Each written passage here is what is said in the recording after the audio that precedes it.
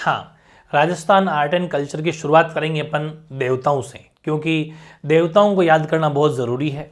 और ये मैं गारंटी लेता हूँ आपसे कि ये जो टॉपिक मैंने जो लोक देवताओं वाला टॉपिक आज कंप्लीट कराने जा रहा हूँ, ये टॉपिक अगर आपने ये क्लास पूरी ले ली ढंग से और प्रॉपर उतार ली तो सिंगल क्वेश्चन आपके बाहर नहीं जाना, ये तो तय है।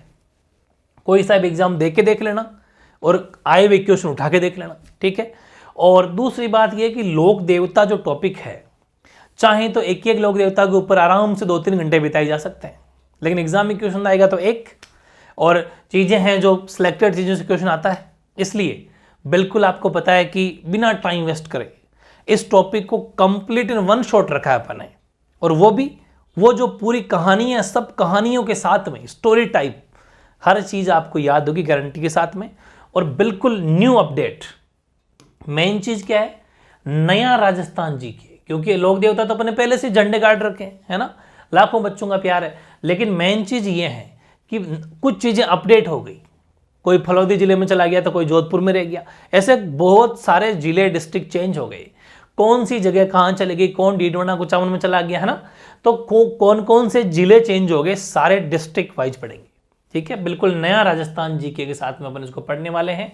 तो हेडिंग लगाओ लोक देवता, जबरदस्त तरीके से पहले इसको कंप्लीट करेंगे, सभी लोक देवता एक क्लास में, क्लास बिल्कुल कंप्लीट, ठीक है ना, और एक भी डाउट रहने वाला नहीं। इसके बाद में पढ़ेंगे लाइव टेस्ट, आपका लाइव टेस्ट होगा, हूबहू इन्हीं में से पिछले प्रीवियस पेपरों में आए हुए क्वेश्चन लेंगे, सब कुछ लेंगे, आप भी देखना और क्या आपकी तैयारी रहती है खुद अपने आप को चेक भी करना, ठीक है। और लोक देवताओं में भी शुरू करने से पहले अपन सबसे पहले शुरू करेंगे पांचों पीर, ठीक है ना। पंच पीर को याद करना बहुत जरूरी है भाई, कि वैसे तो लोक देवता है, सभी लोक देवता ही हैं, है ना, हर जगह जगह के लोक देवता होते हैं, लेकिन उनमें भी पंच पीर अलग से पूछे जाते हैं आपसे, ठीक है ना। और पंच पीर की तो अपन शुरू से ही पढ़ रहे हैं। एक कहावत है राजस्थान के अंदर, जो राजस्थान अध्ययन की बुक्स है उसमें भी लिखा हुआ है, 9th-10th की बुक्स में भी लिखा हुआ है कि पाबू हड़बू रामदे, है ना, मांगड़िया मेहा, पांचों पीर पदार जो गोगा जी जेहा, ठीक है ना। बस वही पांचों पीर है, कौन कौन से, कि पाबू हड़बू रामदे, पाबू हड़बू रामदे, रामदे का मतलब रामदेव जी, ठीक है ना, पाबू हड़बू रामदे, मांगड़िया मेहा, तो मेहा जी मांगड़िया, पूरा नाम क्या हो गया, मेहा जी मांगड़िया, है ना, मांगड़िया मेहा, पांचों पीर पदार जो गोगा जी जेहा, ठीक है ना। तो ये पांचों पीर हो गए भाई, मेहा जी मांगड़िया, रामदेव जी, हड़बू जी और पाबू जी राठौड़, ठीक है ना, हड़बू जी सांखला, ये सब अपन पढ़ेंगे, रामदेव जी तंवर, ये सारी बातें पढ़ेंगे 1, 2, 3, 4 और 5, ये 5 पीर है, ठीक है ना। इन पांचों पीरों को अपन पहले पढ़ना चाहेंगे, उसके बाद में फिर लाइन से सारे लोक देवता लेंगे। बहुत जबरदस्त सेशन होने वाला है, बस शर्त एक ही, एक्टिव रहना और कुछ स्टोरी है वो ध्यान से सुनना ताकि चीजें समझ में थोड़ी जल्दी आए, ठीक है ना। तो सबसे पहले अपन पढ़ते हैं पाबूजी राठौड़, ठीक है ना। तो हेडिंग लगाएंगे अपन पाबूजी राठौड़, लेकिन थोड़ी सी बातें मैं बताना चाहूंगा पाबूजी राठौड़ के बारे में, ठीक है। उसके बाद में अपन फिर चलने वाले हैं। पाबूजी राठौड़ जो हैं, आपको पता है कि हमारे राजस्थान में कल्चर है, हम लोक देवताओं को बहुत ज़्यादा सम्मान देते हैं, लोक देवताओं को, क्योंकि लोक देवता हमारे रक्षक हैं। तो पाबूजी राठौड़ जो हैं, पहले के ज़माने में क्या होता था कि गायों की रक्षा के लिए ही जो देवता हैं अपनी जान या प्राण न्यौछावर कर देते थे, क्योंकि पहले गायें होती थी, बिल्कुल सतयुग था एक तरीके से, अब तो कलयुग हो गया है। तो पाबूजी राठौड़ भी क्या है कि गायों की रक्षा के लिए ही अपने प्राण न्यौछावर कर देंगे, और वो भी कब, जब इनकी शादी हो रही होती है। पाबूजी की जब शादी हो रही होती है, आपको पता है कि हिंदू धर्म के अकॉर्डिंग 7 फेरे लिए जाते हैं, तब शादी संपूर्ण मानी जाती है। लेकिन जब ये 3 फेरे कंप्लीट हुए थे तब इनको पता चला, क्योंकि एक्चुअली ये जब आते हैं शादी, मतलब शादी में फेरों में, तो उस टाइम पर एक घोड़ी लेके आते हैं। इनकी घोड़ी का नाम है केसर कालमी, पूरी बात सुनना, इनकी घोड़ी का नाम केसर कालमी है। उस घोड़ी को लेके आते हैं, वो घोड़ी भी जो है एक चारणी की होती है, ठीक है ना। उस चारणी से मांग के घोड़ी लेके आते हैं, उसी चारणी की गायें चोरी हो जाती है, ठीक है। ये खबर इनको पहुंचती है कि उस चारणी की गायें जो है वो चोरी हो गई है। तो 3 फेरे लेते ही बीच शादी छोड़ दी, पूरे 7 फेरे लिए ही नहीं, और बीच शादी छोड़ के निकल जाते हैं गायों की रक्षा के लिए, गायें छुड़ाने के लिए। और गाय भी किससे छुड़ाएंगे? अपने बहनोई, अपने जीजा से, ठीक है ना। आप समझ गए, कोई ऐसी आपको पता है कि जीजा या फूफा वाला सिस्टम है, तो जीजा से ही जो जाइल के राजा है जिनराव खींची उनका नाम है, उनसे गायें छुड़ाने के लिए युद्ध करेंगे और जो है अपने प्राण न्यौछावर हो जाएंगे युद्ध में लड़ते हुए। तो बाबूजी जो है शादी में 7 फेरे भी नहीं ले पाते हैं पूरे, इसलिए फिर गायों की रक्षा के लिए शहीद हो जाते हैं और जिनराव खींची से युद्ध लड़ते हुए, ठीक है।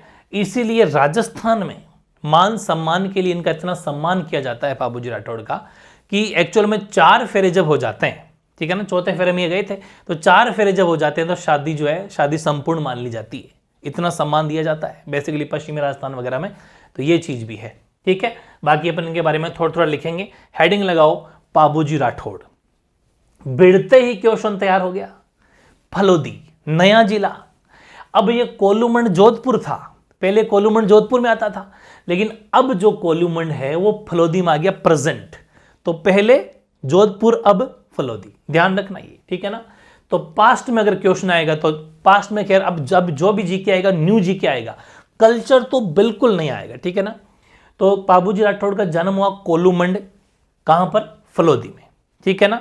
और यहीं पर इनका प्रसिद्ध मंदिर भी है। प्रसिद्ध मंदिर पूछे बाबूजी कहां पर है? वो भी कोलूमंड जोधपुर में। माताजी का नाम कमला दे, पिताजी का नाम धनदल जी राठौड़। घोड़िया वाहन मैंने अभी कहा था आपको, देवल चारणी से लेके आए थे। केसर कालमी, वेरी इंपॉर्टेंट है, घोड़ी के नाम बहुत बार पूछे जाते हैं, इनका व्हीकल बोल दो चाहे घोड़ी बोल दो। केसर कालमी। पत्नी सुप्यार दे या फूलम दे, ये एक्चुअली अमरकोट जगह पड़ती है पाकिस्तान में, वहां की सोडा राजकुमारी है।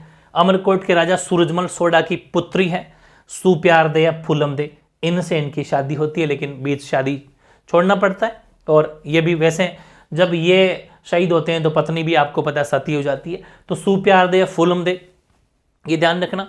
प्रसिद्ध मंदिर भी इनका वहीं पर कोलूमंड फलोदी में ही बना हुआ है। बाबूजी को कुछ नामों से जाना जाता है, वेरी इंपॉर्टेंट है। बाबूजी को कुछ नामों से जाना जाता है। लक्ष्मण का अवतार बाबूजी को बोला जाता है। ऊंट रक्षक देवता बाबूजी को बोला जाता है। रायका या रेबारी, अब आपको पता है कि राजस्थान में बेसिकली ऊंट या कैमल चराते कौन है? बेसिकली रायका जाति के लोग या रेबारी जिनको बोल दो वो, इसलिए रायका या रेबारी जाति के मुख्य देवता हैं बाबूजी, ठीक है ना, वेरी इंपॉर्टेंट। और प्लेग रक्षक, प्लेग नामक एक बीमारी होती है ऊंटों में, ठीक है ना, तो प्लेग रक्षक देवता भी बाबूजी है ना। और गौ रक्षक देवता तो कह रहे ही है गायों की रक्षा के लिए, तो ये ध्यान रखना, गौ रक्षक देवता, प्लेग रक्षक देवता, रेबार या रायका जाति के मुख्य देवता, ऊंट रक्षक देवता, लक्ष्मण का अवतार बाबूजी को माना जाता है, ये ध्यान रखना। बाबूजी के सम्मान में जो है एक्चुअली बाबूजी की फड़ बांची जाती है। ये कल्चर है, बहुत तगड़ा कल्चर है ये। इसमें क्या होता है कि बाबूजी के भोपे होते हैं, मतलब भोपे मतलब जो भील जाति के भोपे होते हैं, वो बाबूजी की फड़ बांचते हैं। फड़ क्या होती है? ऐसा मतलब कपड़ा मान लीजिए, उस कपड़े पर एज लाइक ये आपको थोड़ा दिखा देता हूँ, ये जो आपको साफ साफ दिख रही होगी ये बाबूजी की फड़ है, ठीक है ना। ये क्या है? ये बाबूजी की फड़ है। इसमें आप देख सकते हैं, मतलब एक्चुअली इसमें क्या होता है कि इसमें बाबूजी के ही मतलब पूरे पिक फोटोज होती है। इसको देखते हुए वो भोपे जो होते हैं इसके सामने रावण हत्ता वाद्य यंत्र बजाते हैं। रावण हत्ता, ये रावण हत्ता वाद्य यंत्र भी आपको दिखाई दे रहा होगा, ये रावण हत्ता वाद्य यंत्र है। इसको बजाते हुए, इसको शानदार तरीके से बजाते हैं, बहुत ही शानदार तरीके से इसको बजाते हुए वो जो है ये बाबूजी की फड़ बांचते हैं, है ना, ऐसा बजाते हुए और ऐसे नाचते हुए। कभी जिसने देखा होगा पैरों में भी घुंघरू वगैरह सब बजाते हुए इसके सामने खड़े खड़े ऐसे इसको देखते जाते हैं। ऐसा मान लो कि जो एक एक फोटो का एक्सप्लेनेशन करते हैं और रात पर जागरण से चलता है, ये फड़ बांची जाती है। ये पूरा एक फड़ है, मतलब कपड़े के ऊपर ऐसा पूरा चारों ओर बना देते हैं और फिर बहुत ही शानदार तरीके से ये फड़ बांची जाती है, ठीक है ना। तो ये फड़ है, तो ध्यान रखें बाबूजी की फड़ जो है प्रसिद्ध फड़ मानी जाती है। बाबूजी की फड़, बाबूजी की फड़ भील भोपों द्वारा बांची जाती है। वाद्य यंत्र कौन सा है? रावण हत्ता वाद्य यंत्र के साथ में बांची जाती है। ये वेरी इंपॉर्टेंट क्वेश्चन है। हालांकि जब अपन वाद्य यंत्र पढ़ेंगे तब एक एक वाद्य यंत्र के बारे में डिटेल से पढ़ेंगे, लेकिन अभी ये जानना है कि जो भील भोपों द्वारा फड़ बांची जाती है बाबूजी की, वो किस वाद्य यंत्र के साथ बांची जाती है? तो आंसर हो जाएगा रावण हत्ता वाद्य यंत्र के साथ में बाबूजी की फड़ बांची जाती है। बाबूजी की फड़ बांची जाती है भील भोपों द्वारा, ठीक है ना, वेरी इंपॉर्टेंट है। बाबूजी के भजन भी बताऊंगा मैं आपको, एक सेकंड आगे लिखा होगा शायद मैंने, हाँ। बाबूजी के जो भजन है वो माठ वाद्य यंत्र के साथ गाए जाते हैं, वेरी इंपॉर्टेंट।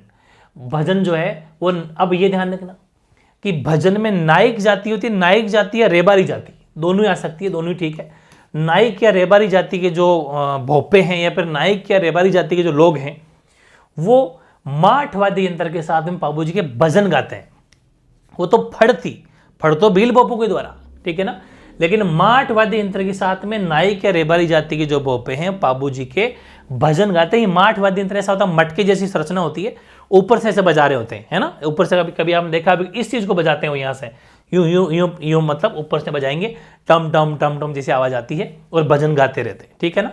तो माठ वाद्य यंत्र के साथ में बाबूजी के भजन गाए जाते हैं और रावण हत्ता वाद्य यंत्र के साथ में भील बप्पू द्वारा फड़ माची जाती है। और माठ वाद्य यंत्र के द्वारा बाबूजी के भजन नायक या फिर रेबारी जाति के लोगों द्वारा भजन गाए जाते हैं। भजनों को बेसिकली पवाड़े भी कहते हैं।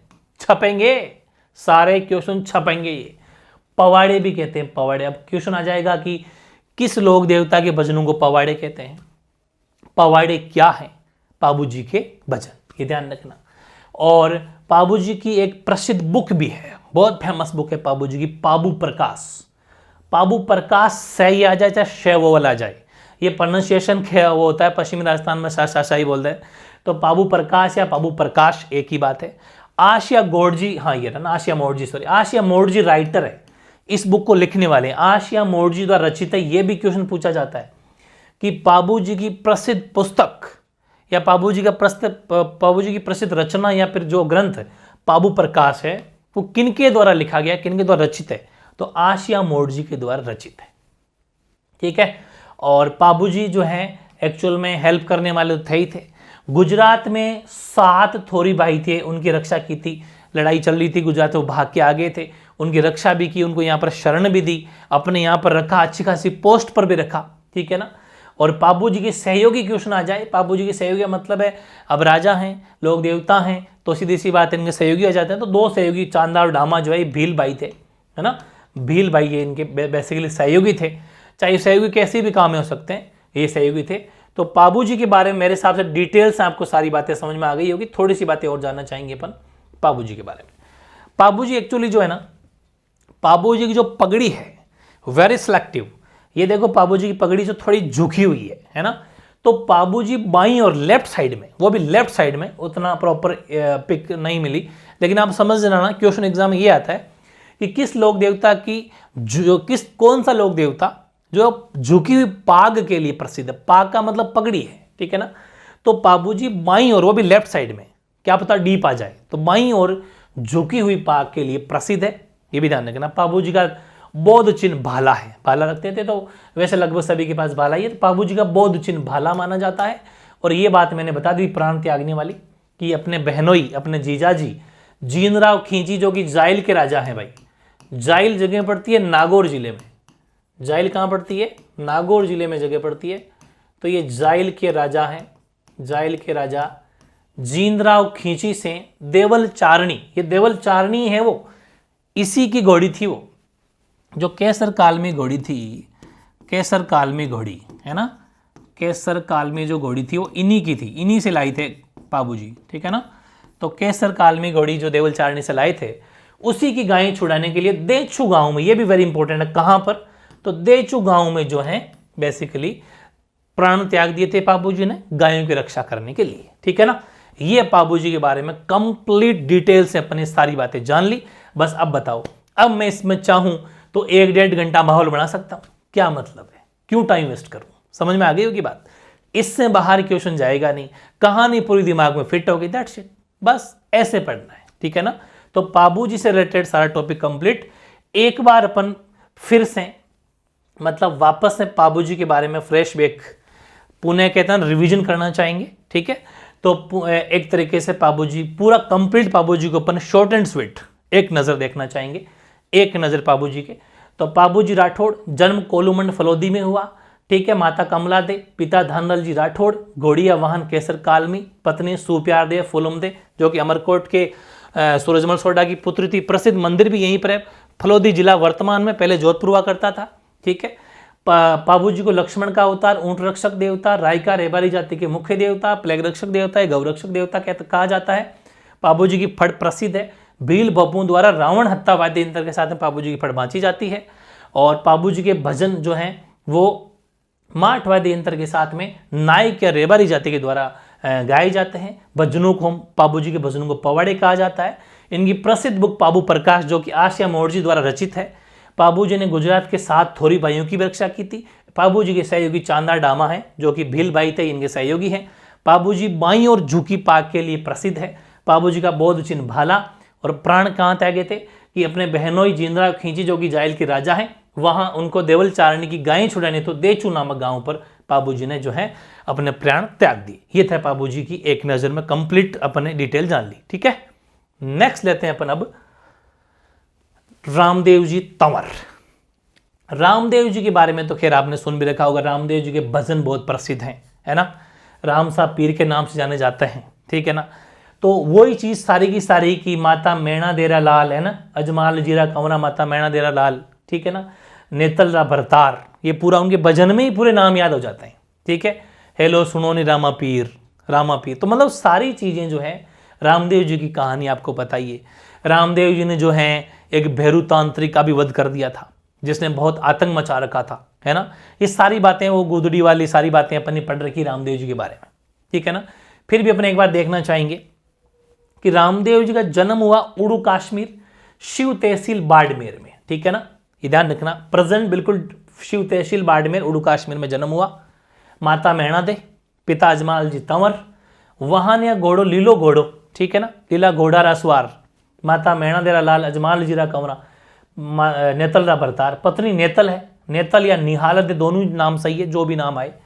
अमरकोट, ये भी अमरकोट पाकिस्तान के राजा दल्ले सिंह सोडा की पुत्री है, नेतल दे ये इनकी पत्नी है। प्रसिद्ध मंदिर है ना, ध्यान रखना, जन्म हुआ है बाड़मेर में, उड़ू कश्मीर शिव तहसील, लेकिन जो प्रसिद्ध मंदिर है वो रामदेवरा पड़ता है जैसलमेर में, ये भी ध्यान रखना। तो प्रसिद्ध मंदिर रामदेवरा या रूणीचा, ये जैसलमेर के अंदर जो है रामदेव जी का प्रसिद्ध मंदिर है, और वहीं पर इनकी समाधि भी वहीं पर है, रूणीचा में ही, ध्यान रखना। तो रामदेव जी का प्रसिद्ध मंदिर, समाधि आपको पता है रामदेव जी ने जीवित समाधि ली थी, इनकी धर्म बहन है डालीबाई मेघवाल, उन्होंने एक दिन पहले समाधि ली थी, वो खैर आगे अपन पूरा पढ़ लेंगे। लेकिन रामदेव जी रूणीचा जैसलमेर के अंदर इनकी समाधि है रामदेव जी की, है ना। और राम, जैसे अपन पढ़ा था कि पाबू जी जो हैं वो लक्ष्मण के अवतार हैं, रामदेव जी विष्णु या कृष्ण के अवतार हैं, ये ध्यान रखना, ठीक है ना। इनमें कंफ्यूजन हो जाता है कभी कभी। तो रामदेव जी विष्णु या कृष्ण के अवतार माने जाते हैं। और रामदेव जी को पीरों का पीर क्यों कहा जाता है, ठीक है ना, ये अभी अपन पढ़ेंगे आगे। रामदेव जी को पीरों का पीर इसलिए कहा जाता है कि एक जगह है, मैंने शायद लिख दिया होगा, पिंपली करके जगह है, शॉर्ट में लिखा होगा मैंने शायद, हाँ पंच पिंपली, ठीक है ना, पंच पिंपली है। तो पंच पिंपली है, यहां पर मक्का से आए थे, क्योंकि राम, देखो पीर मतलब होता है मुस्लिम, जो है ना, मुस्लिम लोग देवताओं को या जिनको भी मुस्लिम कहते हैं वो पीर कहते हैं, ये पीर मुस्लिमों का वर्ड है। तो पीरों का पीर इसलिए कहा इन्होंने कि बाकी सब तो जैसे पीर है तो पीरों के ही पीर है रामदेव जी। कैसे कि मक्का से वो हज की यात्रा, जैसे मक्का से यात्रा करके आए थे, है ना, 5 पीर, ठीक है ना, 5 पीर मक्का से यात्रा करके आए थे, और वहां पर रामदेव जी उनको पर्चा दिया था, ठीक है ना, एक आशीर्वाद दिया था। इसलिए कहते हैं कि अरे यार ये तो पीरों के ही पीर है, ठीक है ना, इसलिए रामदेव जी को पीरों का पीर कहा जाता है। विष्णु का अवतार कहा जाता है, राम सा पीर कहा जाता है, रूणीचा का धनी कहा जाता है, कुछ भी कह दो, क्योंकि रूणीचा जैसलमेर के अंदर इनका प्रसिद्ध मंदिर है। राम सा पीर, रूणीचा धनी, पीरों का पीर, विष्णु कृष्ण का अवतार, ठीक है ना। और सबसे मुख्य बात जो है ना ये है कि रामदेव जी के मंदिर है रूणीचा जैसलमेर में, लेकिन मंदिर में कोई मूर्ति नहीं होती है भाई। जैसे भगवान की सबकी तो मूर्तियां होती है, बड़ी सुंदर सुंदर मूर्तियां होती है, लेकिन रामदेव जी के पगलिया होते हैं, पगलिया, इनके पगलियों की पूजा की जाती है। पगलियों का क्या मतलब हुआ, मतलब एक जैसे पत्थर की, जैसे एक जो मूर्ति होती है उस टाइप एक पत्थर जैसा पत्थर होता है, उस पत्थर के ऊपर पैर बने होते हैं, 2 पैर के निशान बने होते हैं। समझ लीजिए जो पैर के नीचे का निशान होता है, 2 पैर बने होते हैं, उसको बोलते हैं पगलिया, मूर्ति नहीं होती है, ध्यान रखना। तो ध्यान रखिए, रामदेव जी के मंदिर में उनके पगलियों की पूजा की जाती है। रामदेव जी की, ध्यान रखना, मंदिर में पगलियों की पूजा की जाती है, वेरी इंपॉर्टेंट। रामदेव जी ने एक पंथ भी चलाया था भाई, कामड़िया पंथ, और ये कामड़िया पंथ में वही 13 तारी नृत्य वाला, जब नृत्य पढ़ेंगे तब और बात बताऊंगा, ठीक है ना। बिल्कुल। तो रामदेव जी ने कामड़िया पंथ प्रारंभ किया था। इस पंथ की महिलाएं जो तेरे ताली नृत्य करती है, तेरे ताली का मतलब है तेरे मंजरों के साथ में नृत्य किया जाता है। तेरे मंजरे होते हैं, जो राइट साइड जो पैर होता है, राइट साइड, इसमें तो 9 मंजरे, राइट साइड में जो पैर होता है ना, राइट हैंड वाला, इसमें 9 मंजरे बांधे जाते हैं, 2 कोहनियों पर बांधे जाते हैं, 2 कोहनियों पे, और 2 हाथों में रखे जाते हैं, ठीक है ना, 2 हाथों में रखे जाते हैं, 2 कोहनियों पे बांधे जाते हैं, और एक राइट साइड में 9 मंजरे, कुल मिला के 13 मंजरों के साथ में नृत्य करते हैं। जो मांगी बाई वगैरह इनके प्रसिद्ध नृत्यकार है तेरे ताली नृत्य के, वो अपन आगे पढ़ेंगे जब नृत्य पढ़ेंगे। तो कामड़िया पंथ इन्होंने स्टार्ट किया था। इस पंथ की जो महिलाएं हैं वो तेरे ताली नृत्य करती है।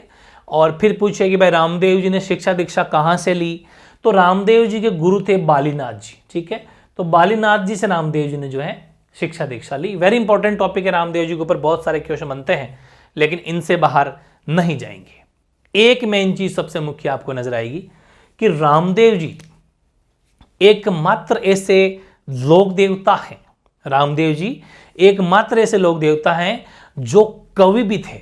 मतलब ये पढ़े लिखे हैं, रामदेव जी एकमात्र लोक देवता है जो कवि भी थे। मतलब ये बुक लिखी थी इन्होंने 24 बाणियां। तो रामदेव जी ने एक बुक लिखी थी 24 बाणियां, वेरी इंपॉर्टेंट है रामदेव जी की फेमस बुक 24 बाणियां, ठीक है। और रामदेव जी की धर्म बहन तो खैर मैंने बता दिया, डालीबाई मेघवाल, ठीक है, जिन्होंने रामदेव जी से एक दिन पहले समाधि ले ली थी। और रामदेव जी के जो भगत होते हैं बेसिकली ज़्यादातर तो मेघवाल जाति के भगत होते हैं। वैसे रामदेव जी को सभी धर्मों के लोग मानते हैं, बेसिकली हिंदू मुस्लिम सभी धर्म, ठीक है ना। मुस्लिम धर्म भी रामदेव जी को बहुत मानते हैं, इसीलिए धार्मिक मतलब सद्भावना वाले भी रामदेव जी को माना जाता है, क्योंकि धार्मिक सद्भावना का जुड़ाव रामदेव जी ने किया। और जो रामदेव जी के भक्त हैं वो रामदेव जी की जो सौगंध खाते हैं, भाई कोई काम करने पे सौगंध खाते हैं, मतलब आण बोलते हैं उसको, रामदेव जी की आण कहते हैं, रामदेव जी की आण, मतलब रामदेव जी की आण का मतलब है कि हम झूठ नहीं बोल रहे, रामदेव जी का आण खा के, आण का मतलब है सौगंध, रामदेव जी की आण। और रामदेव जी बाल्यावस्था में, वो मैंने कहा था, तांत्रिक भैरव राक्षस का वध कर दिया था जिसने बहुत आतंक मचा रखा था, ठीक है, वो चीज़ है बस। तो भैरव राक्षस का वध करना, वो गुदड़ी में छुप, गुदड़ी का एंड नहीं हुआ, तो वो भैरव राक्षस का वध करने से ही रामदेव जी के प्रसिद्ध हुए थे, ठीक है। और रामदेव जी का एक अन्य मंदिर भी है, वैसे तो रोनीचा रामदेवरा फेमस मंदिर तो वहीं पर है, एक अन्य मंदिर भी है छोटा देवरा गुजरात के अंदर। छोटा रामदेवरा बोल दो, रामदेवरा, छोटा रामदेवरा, रामदेवरा मतलब रोनीचा वाला रामदेवरा, तो छोटा रामदेवरा गुजरात के अंदर इनका अन्य मंदिर भी है। और रामदेव जी का जो चमत्कार है कि भाई बाबा ने पर्चा दे दिया, तो चमत्कार को पर्चा बोला जाता है, ध्यान रखना। और रामदेव जी के जो भक्त है, बेसिकली मेघवाल जाति के भक्त जो हैं, वो भजन गाते हैं, और भजन को बोला जाता है ब्यावले। बहुत इंपॉर्टेंट क्वेश्चन है कि भाई किस लोक देवता के भजनों को ब्यावले बोलते हैं, तो ब्यावले बोलते हैं रामदेव जी के भजनों को, ध्यान रखना, मेघवाल जाति के द्वारा गाए जाते हैं। और एक ट्रिक मैंने शायद लिख दी हो कि नजरीली, हाँ नजरीली, ये ट्रिक बहुत शानदार है, हालांकि मैं पहले भी लिखवाता रहता हूं ऐसी ट्रिक है। नजरीली जो ट्रिक आपने अगर याद कर ली तो यहां से 4-5 बड़े जबरदस्त क्वेश्चन तैयार हो गए। नजरीली ट्रिक है, ध्यान रखना, ये तो सिर्फ ट्रिक मात्र है, लेकिन इससे क्वेश्चन कितने तैयार होंगे वो एक बार समझो। नजरीली, न से हो जाएगा नेजा, न से क्या है, नेजा, नेजा क्या है, ये रामदेव जी का पचरंगी पताका, पचरंगी ध्वज, पचरंगी पताका भी लिखा जाता है कभी कभी, ध्वज को पताका बोलते हैं ना, इसलिए ध्यान रखना। पचरंगी पताका या पचरंगी ध्वज जो है वो नेजा, रामदेव जी का ध्वज, झंडा, रामदेव जी का ध्वज या रामदेव जी का झंडा, जो 5 रंगों की झंडा होती है, और रामदेव जी का झंडा पचरंगी पताका या पचरंगी ध्वज। जैसे जमो या जम्मा भी आ जाता है कभी कभी, कोई दिक्कत नहीं है, उससे कोई फर्क नहीं पड़ता, लगभग समझ आते हैं, वैसे ऑथेंटिक जमो ही है। ये रामदेव जी का जागरण है, जागरण जो रात भर जागरण करते हैं ना, भजन गाते हैं, तो रामदेव जी का जागरण है वो जम्मो है, ठीक है। और री से हो गया रीखिया, ये रामदेव जी के मेघवाल जाति के भक्त जो होते हैं उनको बोलते हैं रीखिया। ये इंपॉर्टेंट बहुत बार पूछा गया है, रीखिया क्या है, रामदेव जी के मेघवाल जाति के भक्त, ठीक है ना, रीखिया बोला जाता है। और लीलो तो रामदेव जी, ली से लीलो, ये रामदेव जी के घोड़े का नाम है, लीलो घोड़ा रसवार, ठीक है ना। और बाकी मैंने लास्ट बात जो पहले ही बता दी थी आपको, पंचपीपली, ये क्वेश्चन आया हुआ है, बहुत इंपॉर्टेंट है कि पंचपीपली क्या है। तो पंचपीपली वह जगह है, पंचपीपली वह स्थान है जहां पर मक्का से आए 5 पीरों को रामदेव जी ने पर्चा दिया था इसलिए उन्होंने इनको कहा कि हम तो पीर है, हम तो क्या है, पीर, लेकिन आप तो पीरों के ही पीर हैं। आप क्या हैं, आप तो पीरों के ही पीर हैं। तो ध्यान रखना, उन पांचों पीरों ने ही इनको कहा था आप तो पीरों के ही पीर है, ठीक है ना। तो ये रामदेव जी से संबंधित सारी बातें अपन ने कंप्लीट कर ली। बाबा रामदेव जी को अपन एक नज़र लास्ट में देखना चाहेंगे। कंप्लीट डिटेल हर चैप्टर का रिवीजन शानदार तरीके से आपका होना चाहिए, ठीक है। तो रामदेव जी तंवर एक नज़र। जन्म उड़ू कश्मीर, शिव तहसील बाड़मेर में, माता मैणा दे, पिता अजमाल जी तंवर, घोड़ा या वाहन लीलो घोड़ो, पत्नी नेतल दे या निहाल दे अमरकोट के राजा दल्ले सिंह सोडा की पुत्री थी। प्रसिद्ध मंदिर रामदेव राय रोनिचा जैसलमेर के अंदर है, वहीं पर इनकी समाधि है, ठीक है। रामदेव जी को विष्णु का या कृष्ण का अवतार माना जाता है। पीरों का पीर या राम सा पीर, रोनिचा का धनी रामदेव जी को कहा जाता है। रामदेव जी के मंदिर में उनकी पगलों की पूजा की जाती है। रामदेव जी ने एक पंथ चलाया था, कांवड़िया पंथ। इसी पंथ की जो महिलाएं वो 13 ताली नृत्य करती है। रामदेव जी के गुरु का नाम जो है बालीनाथ था। रामदेव जी की बुक का नाम है 24 बाणियां। धर्मबेन का नाम है डालीबाई। रामदेव जी की जो सौगंध खाते हैं उनको बोला जाता है रामदेव जी की आण। बाल्यावस्था में तांत्रिक भैरव का राक्षस का वध कर दिया था। रामदेव जी का एक अन्य मंदिर भी है, छोटा रामदेव राय, गुजरात के अंदर। रामदेव जी के चमत्कार को पर्चा कहा जाता है। और रामदेव जी के भक्त जो गाते हैं भजन उनको बोलते हैं ब्यावले। नजरिली, नेजा मतलब रामदेव जी का पचरंगी ध्वज पताका, जैसे जमो रामदेव जी का जागरण, रीसन रीखिया रामदेव जी मेघवाल जाति के भक्त, लीसन लीलो रामदेव जी का घोड़ा। और पंचपिंपली वह स्थान जहां पर मक्का से 5 पीरों ने पर्चा दिया था, उन्होंने रामदेव जी कहा था ये तो पीरों के पीर है, ठीक है ना। तो रामदेव जी के बारे में अपने कंप्लीट जानकारी ले ली। नेक्स्ट अपन देते हैं गोगाजी चौहान। गोगाजी चौहान के बारे में भी बहुत जबरदस्त ऑथेंटिक जानकारी अब अपन लेने वाले हैं, और वो भी अप टू डेट, अपडेट भी है सब कुछ। गोगाजी के बारे में बता दूं मैं आपको, गोगाजी की भी एक बहुत शानदार सी स्टोरी है। गोगाजी चौहान भी वीर है। एक्चुअली क्या होता है कि गोगाजी की जो शादी होती है वो तय होती है केलमदे से, ठीक है ना। ये कोलूमंड की राजकुमारी है, ठीक है। कोलूमंड अब तो मतलब कि वैसे कोलूमंड कहाँ पर है, जोधपुर में, अब फलौदी में। तो केलमदे जो है वो कोलूमंड की राजकुमारी है। इनसे जो है गोगाजी चौहान की शादी तय होती है, ठीक है। लेकिन शादी होती नहीं है कि उससे पहले केलमदे को जो है एक सांप डस जाता है, जहरीला सांप है। सांप डसने की वजह से केलमदे के जहर चढ़ जाता है ना। ऐसा मतलब जैसे मृत्यु हो गई होगी ऐसा। फिर गोगाजी चौहान ने क्या करा कि मंत्र पढ़ना शुरू किया। गोगाजी ने मंत्र पढ़ना शुरू किया, तो मंत्र का इतना जबरदस्त असर हुआ, उस मंत्र से इतना तप हुआ, इतना असर निकला कि जो सर्प हैं, एक कढ़ाई चढ़ाई हुई थी तेल की, उस कढ़ाई में आके सारे सांप आके गिरने लगे। ऑटोमेटिक जितने भी सांप थे सारे के सारे सांप उस कढ़ाई में आके गिरने लग गए, और सांप गिरने लगे, मरने लगे। फिर आखिर में जो नाग देवता है भाई, जो सांपों का रक्षक है, नाग देवता खुद स्वयं प्रकट हुए कि भाई इस हिसाब से तो सारे सांप मारे जाएंगे, और नाग देवता का रिस्पॉन्सिबिलिटी होती है उनको संभालना। तो नाग देवता खुद साक्षात प्रकट होते हैं, और वो गोगाजी से मतलब कि खुद आके गोगाजी से सामने आते हैं और केलमदे का जहर उतारते हैं, खुद नाग देवता, ठीक है। जहर उतारते हैं और फिर केलमदे वापस इनको होश आता है, सही होती है। और उस टाइम पर जब ये केलमदे का जहर उतारते हैं तो उस टाइम पर गोगाजी को भी जो है नाग देवता एक कहते हैं ना कि वो दे जाते हैं कि आज के मतलब क्या बोलेंगे उसको अपन, कि एक मतलब कह दिया कि भाई आज के बाद में जो गोगाजी हैं वो नाग देवता होंगे, मतलब नागों की रक्षा करने वाले होंगे, एक वरदान दे जाते हैं, ठीक है ना।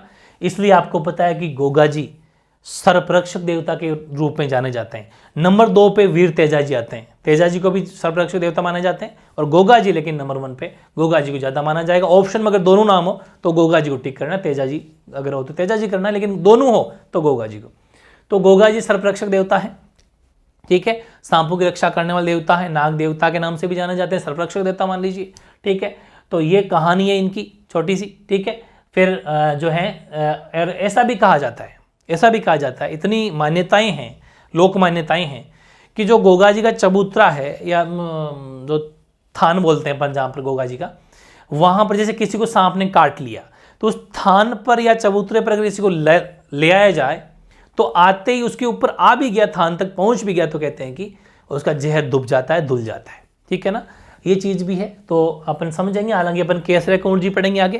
केसरे कंवर जी भी सांप रक्षक देवता माने जाते हैं, है ना। केसरिया कंवर जी के भी जो है कहते हैं कि उनका जो मतलब भक्त होता है, जो भोपा होता है, वो जिस उंगली में जहाँ पर या पैर को उंगली जहाँ पर भी सांप ने काटा है वहाँ से वो ऐसे मुंह से चूस के उस जहर को बाहर थूकता है। वो सब बातें अपन पढ़ेंगे। तो गोगा जी चौहान की स्टोरी समझ में आ गई। गोगा जी का जन्म कहाँ पर हुआ? गोगा जी का जन्म हुआ ददरेवा चूरू में। गोगा जी जन्म कहाँ पर हुआ? ददरेवा जगह पड़ती है चूरू में, वहाँ पर जन्म हुआ। पिता जेवर सिंह, माता बाछल दे, पत्नी केलम दे, वाहन नीली घोड़ी मान लीजिए, वैसे लगभग नीली घोड़ी लीलो घोड़ी होता है। और एक चीज़ है कि जो गोगा जी हैं ये वीर तो हैं, मतलब जहाँ भी युद्ध वगैरह होते हैं वो रणभूमि के अंदर गोगा जी सबसे आगे मिलते हैं, ठीक है ना। तो महमूद गजनवी ने जो है ना इन गोगा जी को कहा, इन्होंने महमूद गजनवी के खिलाफ भी युद्ध लड़ा था बहुत ही वीरता के साथ में। उन्होंने कहा यार ये तो जाहर पीर है, मतलब जाहिरा पीर या जाहर पीर का मतलब होता है साक्षात देवता भगवान जैसे नीचे उतर गए हो, क्योंकि ये तो देवता है गोगा जी, तो वो खुद अगर लड़े तो ये तो साक्षात भगवान नीचे आ गए हो, तो जाहर पीर है, जाहर पीर या जाहिरा पीर, ठीक है ना। ये महमूद गजनवी ने कहा था इनको। तो गोगा जी को जाहर पीर या जाहिरा पीर भी कहा जाता है, ये ध्यान रखना, ठीक है ना। पीरों के पीर तो रामदेव जी, लेकिन जाहर पीर या जाहिरा पीर गोगा जी को कहा जाता है। महमूद गजनवी से युद्ध किया था, इसलिए कहा था कि साक्षात भगवान जैसे देवता नीचे आ गए हो, इसलिए इसका मतलब क्या होता है? जैसे साक्षात देवता नीचे आ गए हो, ठीक है। और एक्चुअली गोगा जी जो कहते हैं कि अपने मौसेरे भाइयों अर्जन और सर्जन इनके खिलाफ युद्ध में गायों की रक्षा करते हुए मारे गए थे। अपने ही भाइयों से, भतीजों से ही युद्ध हो गया था। अर्जन सर्जन जो है इनके भाई थे, उनसे लड़ाई हो गई थी। और कहते हैं मतलब लिखा हुआ है किताबों में कि लगभग 60 तो मतलब इनके भतीजे और 47 के करीब पुत्र, 47 के समथिंग पुत्र और 60 भतीजों के साथ में शहीद हुए थे, ठीक है ना। ऐसी कहावतें भी है, ये चीज़ें हैं। और जब युद्ध हुआ, रणभूमि में जब युद्ध हुआ तो वीरता के साथ लड़े। तो इनका जो शीर्ष है, सिर जो है वो ददरेवा चूरू में गिरा। सिर कहाँ पर गिरा? ददरेवा चूरू में, इसलिए इसको शीर्षमेड़ी बोला जाता है। शीर्षमेड़ी जो जन्मस्थल भी है, वैसे इनका जन्मस्थान भी शीर्षमेड़ी, मतलब ददरेवा चूरू। तो जन्मस्थान शीर्षमेड़ी, या फिर ऐसा मान लीजिए कि शीर्षमेड़ी पूछे तो शीर्षमेड़ी कहाँ पर है? ददरेवा चूरू में। और कहते हैं कि धड़ गेड़ी थी वो गोगामेड़ी या नौहर हनुमानगढ़ के अंदर जगह पड़ती है। वहां पर धुर का मतलब है धड़, भाई ये गर्दन, नीचे का धड़ शरीर, इसलिए ये इनका समाधि स्थल भी है। वैसे यहाँ पर समाधि है, यहाँ जन्म स्थल है। जन्म स्थल वो आपका ददरेवा चूरू और समाधि स्थल वो भी गोगामेड़ी हनुमानगढ़। तो धुरमेड़ी क्वेश्चन में एग्जाम आता है कि शीर्षमेड़ी क्या है? ददरेवा चूरू। और आ जाए कि धुरमेड़ी क्या है? धुरमेड़ी क्या है? गोगामेड़ी या नौहर या हनुमानगढ़, ठीक है ना, हनुमानगढ़ जिले में। तो ये सब बातें अपन को जाननी है। ये भी चीज़ खैर आप जानते भी हो, लड़ते हुए शहीद हो गए थे, तो धड़ और सिर का मामला है। और जो गोगामेड़ी का प्रसिद्ध मंदिर है इनका, गोगामेड़ी जो मंदिर है, प्रसिद्ध मंदिर है, वो मकबरा शैली में बना हुआ है। मकबरा शैली बना हुआ है, तो ध्यान रखें, क्योंकि यहाँ पर ऐसा मान सकते हैं मुगलों का जैसा मतलब जो प्रकोप देखा जा सकता है। तो मतलब मकबरा शैली में बना हुआ है। और जो उनका दरवाजा उस पर बिस्मिल्लाह, क्योंकि जब मकबरा शैली में बना हुआ है तो कोई भी काम जब करते हैं ना भाई, जैसे कोई भी काम करते हैं मुस्लिम में, तो एक अपन कहते हैं ना कि भाई चलो शुभारंभ करो, चलो शुभारंभ करो, तो ये कहते हैं कि बिस्मिल्लाह करो, है ना। ये बिस्मिल्लाह वर्ड होता है, बिस्मिल्लाह मतलब शुरुआत की जाए। तो बिस्मिल्लाह शब्द लिखा हुआ है दरवाजे पर। तो ध्यान रखना, जो गोगामेड़ी मंदिर है वो मकबरा शैली में बना हुआ है, और उस बिस्मिल्लाह जो है उस दरवाजे के ऊपर क्या लिखा हुआ है? बिस्मिल्लाह लिखा हुआ है। ये क्वेश्चन आया हुआ है, वेरी इंपॉर्टेंट है। और बेसिकली गोगा जी के बाकी जितने भी अपन देखते हैं गाँव में या अपने आसपास में, गोगा जी के जो मंदिर होते हैं या जो थान होते हैं, बेसिकली मंदिर थान बोलते हैं, चबूतरे टाइप, वो खेजड़ी वृक्ष के नीचे होते हैं। ध्यान रखना, वेरी वेरी इंपॉर्टेंट क्वेश्चन है। गोगा जी के जो मंदिर है वो खेजड़ी वृक्ष के नीचे बने होते हैं, और ये बहुत बड़ा फैक्ट है। और गोगा जी सर्प रक्षक देवता तो है ही हैं, ठीक है। गोगा जी की, अच्छा गोगा जी के मंदिर ये अपने सब समझ लिए, धुरमेड़ी शीर्षमेड़ी समझ लिया। एक गोगा जी की ओल्डी भी है, ये भी फेमस है, क्वेश्चन आया हुआ है, बहुत बार क्वेश्चन आया हुआ है। गोगा जी की ओल्डी कहां पर है? सांचौर एक जगह पड़ती है, खिलेरियों की ढाणी है, खिलेरी सरने में, खिलेरियों की ढाणी जालोर में, ठीक है ना, लिख दिया। खिलेरियों की ढाणी सांचौर जालोर के अंदर जो है गोगा जी की ओल्डी, छोटी ओल्डी का मतलब है छोटा मंदिर, छोटा सा मंदिर, गोगा जी की ओल्डी बनी हुई है खिलेरियों की ढाणी सांचौर जालोर में, ठीक है। बाकी मेले में पढ़ लेंगे, लेकिन मैं कहीं कहीं पर डाल देता हूं, बाकी जब मेले पढ़ेंगे अलग से पढ़ेंगे। भादवे की कृष्ण नवमी को गोगा नवमी बोलते हैं उसको, जो है गोगा मेडी के अंदर गोगा जी का मेला भरता है। ठीक है ना, वेरी इंपॉर्टेंट है, गोगा जी के बारे में अपने पूरी चीजें जाननी है एक, और बाकी लास्ट में थोड़ा सा और देख लेते हैं। गोगा जी को जाहर पीर या जाहिरा पीर या गोगा पीर या गुग्गा भी कहते हैं। ठीक है, किसान हल जोतने से पहले गोगा जी के नाम के आपको पता है राखी बांधते हैं, गोगा राखड़ी बोलते हैं। राखड़ी का मतलब राखी होता है। वो हल और हाड़ी दोनों को बांधते हैं। हल जो लकड़ी का बना होता है, हाड़ी जो उस हल को चलाता है किसान, मान लीजिए हल और हाड़ी दोनों के गोगा जी नाम की 9 गांठ वाली एक राखी बांधी जाती है जो शुभ है। ठीक है ना, दोनों के बांधी जाती है। तो ये थे भाई गोगा जी। ठीक है, गोगा जी को अपन एक नज़र देखना चाहेंगे। ठीक है, गोगा जी। ठीक है, एक बार कंप्लीट रिवीजन फिर से गोगा जी का। गोगा जी जन्म स्थान ददरेवा चूरू, पिता जेवर सिंह, माता बाछल दे, पत्नी कैलम दे, वाहन नीली घोड़ी। महमूद गजनवी के खिलाफ युद्ध किया था, इसलिए महमूद गजनवी इनको जाहिर पीर या जाहिरा पीर या जाहर पीर की उपाधि दी। कहा अपने गोगा जी अपने मौसेरे भाइयों अर्जन और सर्जन के खिलाफ युद्ध में गायों की रक्षा हेतु मतलब मारे गए। ददरेवा चूरू जो है उसको शीर्ष मेडी कहा जाता है और धुर मेडी कहा जाता है गोगा मेडी हनुमानगढ़ या नौहर हनुमानगढ़ को। ठीक है, और शीर्ष मेडी जन्म स्थल है और समाधि स्थल धुर मेडी। ठीक है, और गोगा जी के वैसे जो प्रसिद्ध मंदिर है गोगा मेडी पर मंदिर, वो मकबरा शैली में बना हुआ है जिसमें दरवाजे पर बिस्मिल्लाह लिखा हुआ है। गोगा जी के मंदिर बेसिकली खेजड़ी वृक्ष के नीचे होते हैं। गोगा जी सर्वरक्षक देवता तो है ही हैं। और एक गोगा जी की ओल्डी खिलेरियों की डायनी सांचौर जालौर में प्रसिद्ध जगह पर गोगा जी की ओल्डी भी बनी हुई है। मेला भरता है इनका गोगा नवमी को, जो भाद्रपद कृष्ण नवमी को भरता है। गोगा जी को जाहर पीर, गोगा पीर, गुग्गा भी कहते हैं। किसान हल जोतने से पहले गोगा जी के नाम की राखी यानी गोगा राखड़ी हल और हाड़ी दोनों के बांधते हैं। ठीक है ना, ये गोगा जी कंप्लीट अपना रिवीजन हो गया। अब अपन लेते हैं भाई नंबर 4 हड़बूजी सांखला। ठीक है, चौथे मतलब अपने पीर हैं। जन्म इनका हड़बूजी का भुंडेल नागौर में जगह पड़ती है, भुंडेल नागौर में इनका जन्म हुआ। पिता मेहाजी सांकला। सबसे इंपॉर्टेंट क्वेश्चन बस यही आता है इनका कि किस लोक देवता की जो है बैलगाड़ी की पूजा की जाती है। बैलगाड़ी की एक्चुअली कहते हैं कि जो पुंगी गायें होती थी, पुंगी मतलब जो विकलांग गायें जो होती थी, एक छोटी सी बैलगाड़ी रखा करते थे और उस बैलगाड़ी में घास भर भर के उन पंगु गायों को, पंगु गायें होती जो मतलब प्रॉपर वे में नहीं चल पाती, उनको चारा ले जाके उनको चारा नीरा करते थे, चारा डाला करते थे। ठीक है ना, उस बैलगाड़ी से, इसलिए बैलगाड़ी प्रसिद्ध हो गई। ठीक है, तो इनका वाहन बैलगाड़ी या सियार है। ठीक है, और प्रसिद्ध मंदिर इनका बेंकटी फलोदी में। अब ध्यान रखना बेंकटी फलोदी हो गया, फिर वापस अपडेट बेंकटी फलोदी, ये ध्यान रखना जोधपुर नहीं बेंकटी फलोदी हो गया, वेरी इंपॉर्टेंट है। और फिर एक ये सबसे इंपॉर्टेंट फैक्ट है कि ये रामदेव जी के मौसेरे भाई, ये मौसी के लड़के हैं, रामदेव जी के मौसी के लड़के हैं। तो सीधी सी बात है किन से शिक्षा दीक्षा लेंगे, तो ये रामदेव जी से शिक्षा दीक्षा लेंगे। तो रामदेव जी गुरु बालीनाथ जी हैं, तो इनके गुरु भी बालीनाथ जी हो जाएंगे। ठीक है ना, उन्हीं शिक्षा दीक्षा ये ले लेंगे हड़बूजी भी। ठीक है, तो देख लो मैं कुछ बातें लिखी है कि चलो मैंने वो बात नहीं ऐसे समझना आप तो कि रामदेव जी कहने पर ही जो है ये शिक्षा जो है इन्होंने ये भक्ति मार्ग अपनाया। ठीक है, और ये एक्चुअली भविष्य वक्ता थे, मतलब ये फ्यूचर की बात बता देते थे। ये क्वेश्चन बहुत बार पूछा गया है। ठीक है ना, कौन से लोक देवता भविष्य वक्ता थे? भविष्य वक्ता से नाम से जाना जाता है, तो हड़बूजी भविष्य वक्ता थे, मतलब कहते हैं ना हाथ देख के भविष्य बताने वाले थे। ठीक है, और एक इन्होंने जो है भविष्य या भविष्यवाणी की भी थी। क्या भविष्यवाणी की थी? इन्होंने कहा था जो जोधपुर का राजा है जोधा, ठीक है ना, उनको अपनी कटार दी थी। कटार जानते हो ना, तो हड़बूजी ने जोधा को अपनी कटार दी थी कि ये लोग कटार और आप मंडोर को जीत जाओगे, इसका आशीर्वाद दिया था।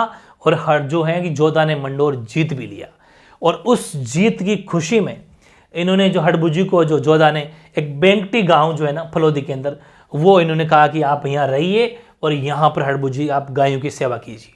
ठीक है ना, तो वहीं पर इनका मंदिर बना हुआ है हड़बूजी का बेंकटी गांव में। ठीक है, जोधपुर में, फलोदी सॉरी जोधपुर नहीं फलोदी। ठीक है ना, बेंकटी गांव फलोदी के अंदर, और वो जो जोधा ने हड़बूजी को दे दिया था। तो ये ध्यान रखें कि हड़बूजी ने जोधा को अपनी कटार तथा मंडोर जीतने का आशीर्वाद दिया था। कटार भी दी थी, मंडोर जीतने का आशीर्वाद दिया था। और जोधा ने हड़बूजी को बेंकटी गांव जो कि फलोदी में पड़ता है, वो इनको गिफ्ट के तौर पे मान लीजिए कि यहाँ रहिए आप आराम से और गायों की सेवा कीजिए, ये वापस जोधा ने इनका कहा। ठीक है ना, तो अपन एक नज़र एक बार फिर से हड़बू का रिवीजन करेंगे। हड़बू सांकला, जन्म भुंडेल नागौर के अंदर जन्म हुआ, पिताजी का नाम मेहाजी सांकला, वाहन या व्हीकल बैलगाड़ी या सियार। ध्यान रखें हड़बू के जो है वो बैलगाड़ी की पूजा की जाती है, वेरी इंपॉर्टेंट है। प्रसिद्ध मंदिर बेंकटी या फलोदी जो जोधा ने इनको दिया था। रामदेव जी के मौसेरे भाई है हड़बू, वेरी इंपॉर्टेंट है। और हड़बू को भविष्य वक्ता भी कहा जाता है। बात सच भी हुई, इन्होंने हड़बू ने जोधा को अपनी कटार दी थी और मंडोर जीतने का आशीर्वाद दिया था, और बात सच निकली, जोधा ने मंडोर जीत लिया और जोधा ने फिर हड़बू को बेंकटी गांव जो कि फलोदी में पड़ता है वो दिया, कहा कि आप यहाँ रहिए आराम से और गायों की सेवा कीजिए, ठीक है ना। तो ये हड़बू के बारे में अपने कंप्लीट रिवीजन हो गया। नेक्स्ट देखते हैं अपन पांचवें और अंतिम पीर जो है मेहाजी मांगलिया, ठीक है ना। मेहाजी मांगलिया, इनका आपको ज़्यादा कोई वो नहीं, एक तो वाहन बहुत पूछा जाता है भाई इनका मेहाजी मांगलिया का, ठीक है। मेहाजी मांगलिया एक्चुअली क्या है कि इनके घोड़े का नाम था किरण काबरा, ये वेरी इंपॉर्टेंट है। मेहाजी मांगलिया में एक लोक मान्यता है कि जो इनके भोपे होते हैं, मतलब जो इनकी भक्ति करते हैं, मेहाजी मांगलिया को मानने वाले भक्त जो होते हैं, उनके कहते हैं कि वंश की वृद्धि नहीं होती, वंश वृद्धि नहीं होती। फाइनली उनको जो है अपना वंश को आगे बढ़ाने के लिए अपना मतलब किसी से बेटा या गोद लेना पड़ता है, वंशवृद्धि जो है नहीं होती, ये लोक मान्यता है। प्रसिद्ध मंदिर जो है बापीनी गांव फलोदी, फिर अपडेट हो गया है, ध्यान रखें जोधपुर नहीं है, बापीनी गांव फलोदी। वाहन या घोड़ा किरण काबरा, वीर गति को प्राप्त हुए थे जैसलमेर के राणक देव भाटी से युद्ध हुआ था इनका, और युद्ध के अंदर जो है ये वीर गति को प्राप्त हो गए, ठीक है, लड़ते हुए मारे गए। लोक मान्यता है कि इनके भोपों की वंशवृद्धि नहीं होती, ऐसा माना जाता है। एग्जाम में क्वेश्चन आया हुआ है कि एक लोक मान्यता है कि किन के भोपों की वंशवृद्धि नहीं होती, गोद लेना पड़ता है, ऐसा मतलब वो कौन से लोग देते हो, मेहाजी मांगलिया। तो ये थे भाई पांचों पीर, पांचों पीर कंप्लीट हो गए। अब अपन 20 कम से कम और या 20 या 19 लोग देवता, वेरी वेरी इंपॉर्टेंट, जहां से क्वेश्चन को आना ही पड़ेगा, वो अपन और पढ़ेंगे। पांचों पीर अपने कंप्लीट हो गए, जहां से डेफिनेटली क्वेश्चन आना तय है और सिंगल क्वेश्चन बाहर जाने वाला नहीं है। तो अगले लगाओ नंबर वापस एक हेडिंग, वीर तेजाजी। नंबर 1 लगाने, 5 हो चुके हैं अपने। नंबर 1 वीर तेजाजी। वीर तेजाजी आपको पता है इनके बारे में, तो आप बहुत कुछ जानते होंगे, बाकी हर कोई हर लोक देवता के बारे में जानते हैं। वीर तेजाजी की मैं अगर बात करूं, इनकी भी एक स्टोरी बहुत ही प्रसिद्ध स्टोरी है, बहुत फेमस कहानी है। इन्होंने भी गायों की रक्षा के लिए अपने प्राण दे दिए, अपने वचनबद्धता पर पक्के रहे, अपने वचन के पक्के रहे, जो कहा वही किया, ठीक है। एक्चुअली क्या होता है कि हर कोई, पहले क्या होता था, खेती बाड़ी होती थी, किसानी का काम था। वीर तेजाजी भी एक किसान परिवार में जन्म हुआ, ठीक है ना। धोलिया इनका गोत्र है, धोलिया जाट किसान खरनाल नागौर में जगह पड़ती है, वहाँ पर इनका जन्म होता है। और फिर ये खेत में काम कर रहे होते हैं, तो खेत में काम कर रहे होते हैं, इनके भाई होता है, भाभी होते हैं। तो भाभी जो हैं दोपहर में या फिर ऐसा मान लीजिए खाना लेके आते हैं, तो एक टाइम पर खेत में काम कर रहे हैं सुबह से, लेकिन भाभी आई नहीं, भाभी आए नहीं। तो फिर इन्होंने कहा कि भाई, जब भाभी भी थोड़े लेट आए तो इन्होंने कहा कि जो है मतलब आप इतना लेट आए, मैं तो काफ़ी देर से काम कर रहा हूँ, मुझे भूख लग गई थी, इतना थोड़ी होता है। तो भाभी जी ने हंसी मजाक में कहा होगा, चाहे कैसे भी कहा होगा, उन्होंने कहा कि भाई ज़्यादा ही भूख लगती है, ज़्यादा ही ताते ताते फलके खाने हैं, तो आप अपनी मतलब उसको वाइफ को क्यों नहीं ले आते, अपनी वाइफ को ले आओ, क्योंकि इनकी भी शादी हो रखी थी, छोटी सी उम्र पहले शादियाँ हो जाती थी, तो तेजाजी की भी शादी हो रखी थी। तो ये कहानी, जब ये बात तेजाजी को बात थोड़ी चुभ जाती है, तेजाजी खाना नहीं खाते हैं और सीधे निकल जाते हैं कि अब जो है मैं मेरे ससुराल जाऊंगा और मेरी जो पत्नी को लेके आऊँगा। फिर अपनी माँ से पूछते हैं कि भाई मेरा भी तो छोटी उम्र में शादी हो गई थी, तो कहाँ मेरा ससुराल है वगैरह। फिर इनका माताजी बताते हैं, तो फिर ये ससुराल जाते हैं, पनेर जगह पड़ती है अजमेर में, वहाँ ससुराल जाते हैं। लेकिन वही बात है कि एक बार तो हर कोई मना करता है, ऐसा कहा जाता है कि बहुत सारे अपशगुन होते हैं इनके, जब ये रवाना होते हैं वहाँ से, ठीक है, खूब सारे अपशगुन होते हैं, और अपशगुन फिर भी ये मानते नहीं, सीधे जाते हैं। वहाँ पर जाते ही इनकी जो सासू माँ हैं वो गायों का दूध निकाल रही होते हैं, तो गायों का जब दूध निकालते हैं तो घोड़ी लेके जाते हैं, लीलन घोड़ी का नाम है, लीलन घोड़ी लेके जाते हैं, तो उनकी गायें जो हैं दूध देना उछल जाती है गायें, मतलब तो वो भी एक कहते हैं कि वो कहते हैं कौन है ऐसा, मतलब ऐसा थोड़ा अपशगुन का वर्ड बोल देते हैं, कौन है कि ऐसे मतलब खाई काला नाग, ऐसा वो कह देते हैं कि कौन आया ऐसा जो मेरी गायों को उछाल दी, मैं दूध निकाल दी थी, इनको काला नाग खाए, कौन है। उनको नहीं पता था कि भाई ये तो जवाई साहब है, कौन साहब आ गए, ठीक है। लेकिन फिर वहाँ पहुँचते हैं, थोड़ी सी देर में वहाँ पहुँचते ही हैं कि खबर आती है कि जो लाछा गुजरी है, एक गुजर महिला है जो गायें वगैरह रखती है, तो लाछा गुजरी की गायें जो है वो मेर जाति के लोग बेसिकली वो चुरा के ले गए। ये बात जब तेजा जी को बताई जाती है तो तेजा जी बस वही वाली बात की गायों की रक्षा के लिए तो जान दे देंगे।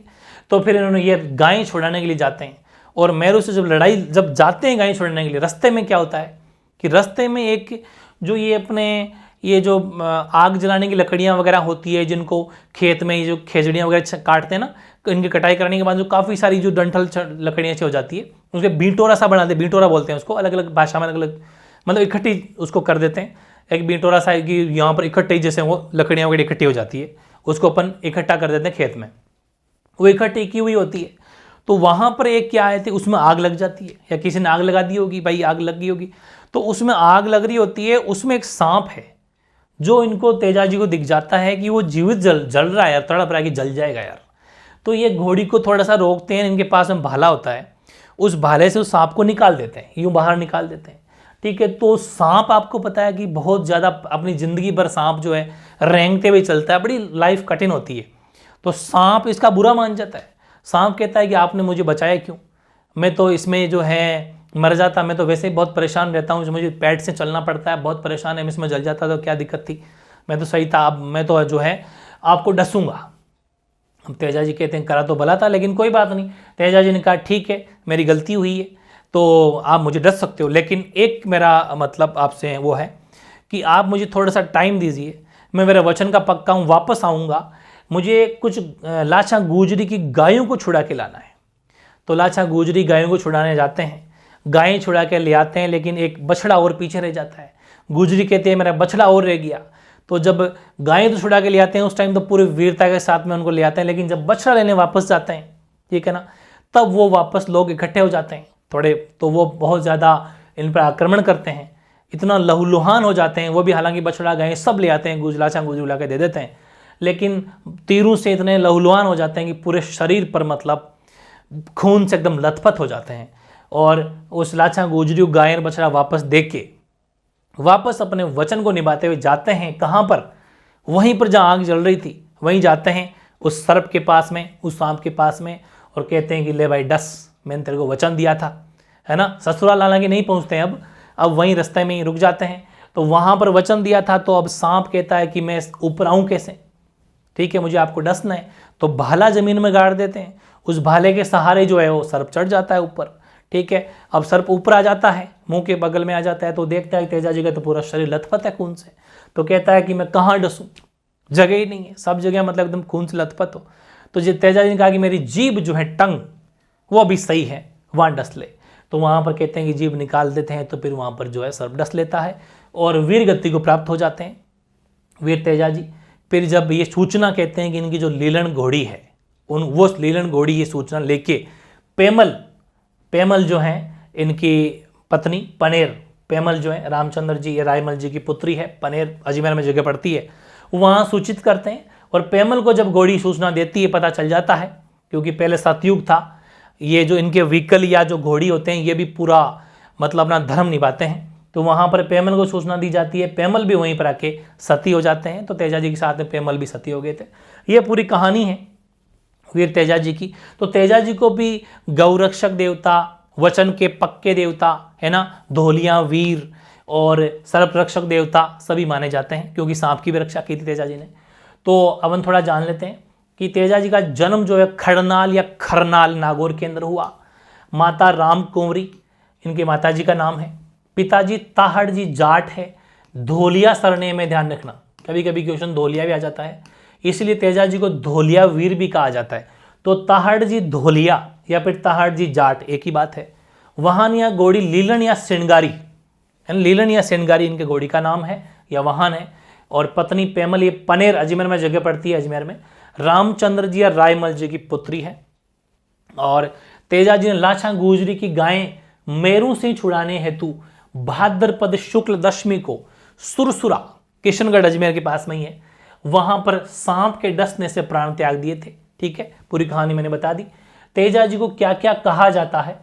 तेजा जी को धोलिया वीर कहा जाता है, परम गौ रक्षक कहा जाता है, गायों के मुक्तिदाता कहा जाता है, सर्परक्षक देवता में दो टिक मारे। दो टिक का मतलब ये है कि गोगा जी और फिर सर्परक्षक देवता के बाद में फिर तेजा जी, ठीक है।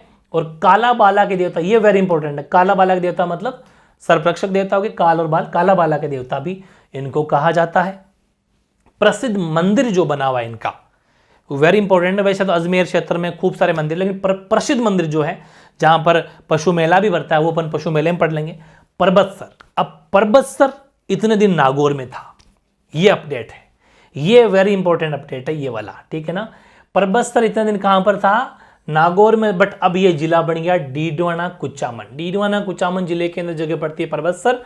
परबतसर के अंदर जो है इनका प्रसिद्ध मंदिर है, ठीक है।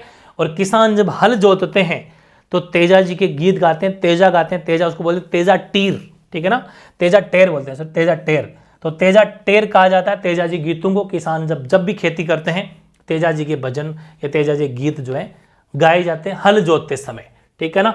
ये तेजा जी के बारे में पूरी जानकारी थोड़ी अपन और जानना चाहेंगे तेजा जी के बारे में। तेजा जी की बहन जो है उनका नाम था बूंगरी माता, और बूंगरी माता का मंदिर भी खरनाल में ही है। बूंगरी माता का मंदिर भी खरनाल नागौर में, ये ध्यान रखना। करनाल जगह पर पड़ती है, करनाल जगह पड़ती है नागौर में। वैसे तेजा जी का कर्मस्थली या तेजा जी का पवित्र स्थल बांसी दुगारी वेरी इंपॉर्टेंट है, बूंदी में जगह पड़ती है। बांसी दुगारी बूंदी में जगह पड़ती है, तेजा जी कर्मस्थली है, तो यह भी पूछा जाता है। वैसे प्रसिद्ध मंदिर तेजा जी का परबतसर डीडवाना कुचामन, लेकिन बांसी दुगारी बूंदी में भी तेजा जी का पवित्र तीर्थ स्थल है जिनको तेजा जी कर्मस्थली बोला जाता है, ठीक है ना। ये भी अपन को ध्यान रखना है। तेजा जी के सम्मान में एक लीलन एक्सप्रेस ट्रेन चलती है, ठीक है ना। लीलन एक्सप्रेस जो है तेजा जी के सम्मान में चलती है, ट्रेन चलती है। और 2010 में तेजा जी के नाम पर डाक टिकट भी जारी हो चुका है। वेरी इंपॉर्टेंट क्वेश्चन है, बहुत सारे क्वेश्चन आते हैं।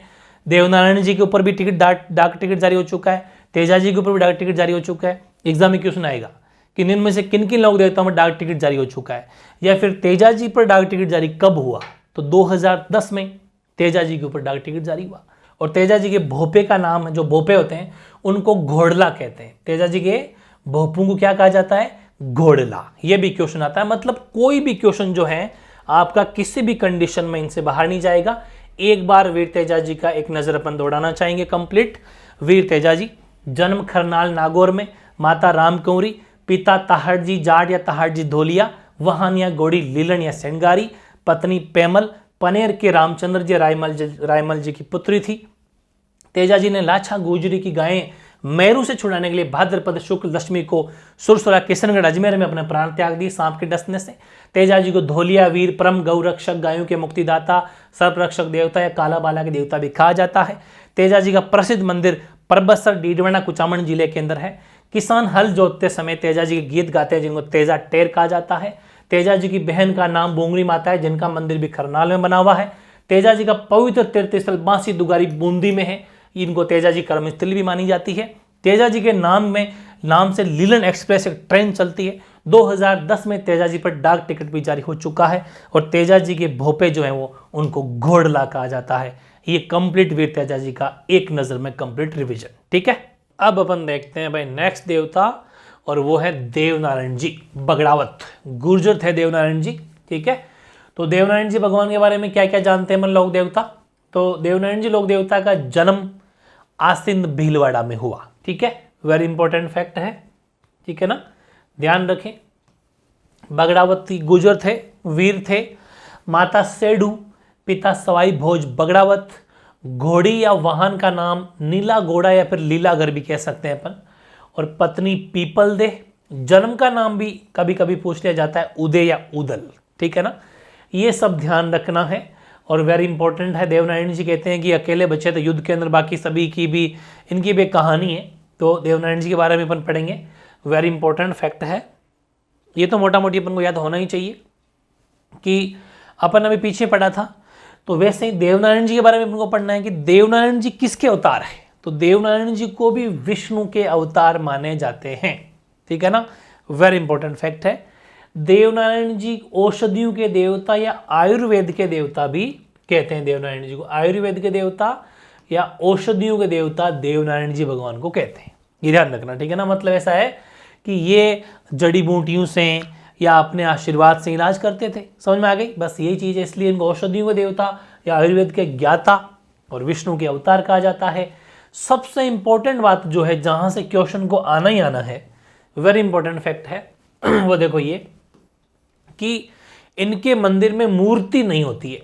ये ध्यान रखना आप, इनके मंदिर में मूर्ति नहीं होती बल्कि ईंटों की पूजा होती है। हाँ, कहीं कहीं पर कुछ अलग सिस्टम हो सकता है, बाकी लगभग देवनारायण जी ऑथेंटिक सोर्स यही है कि इनके मंदिर में मूर्ति नहीं होती, ईंटों की पूजा होती है।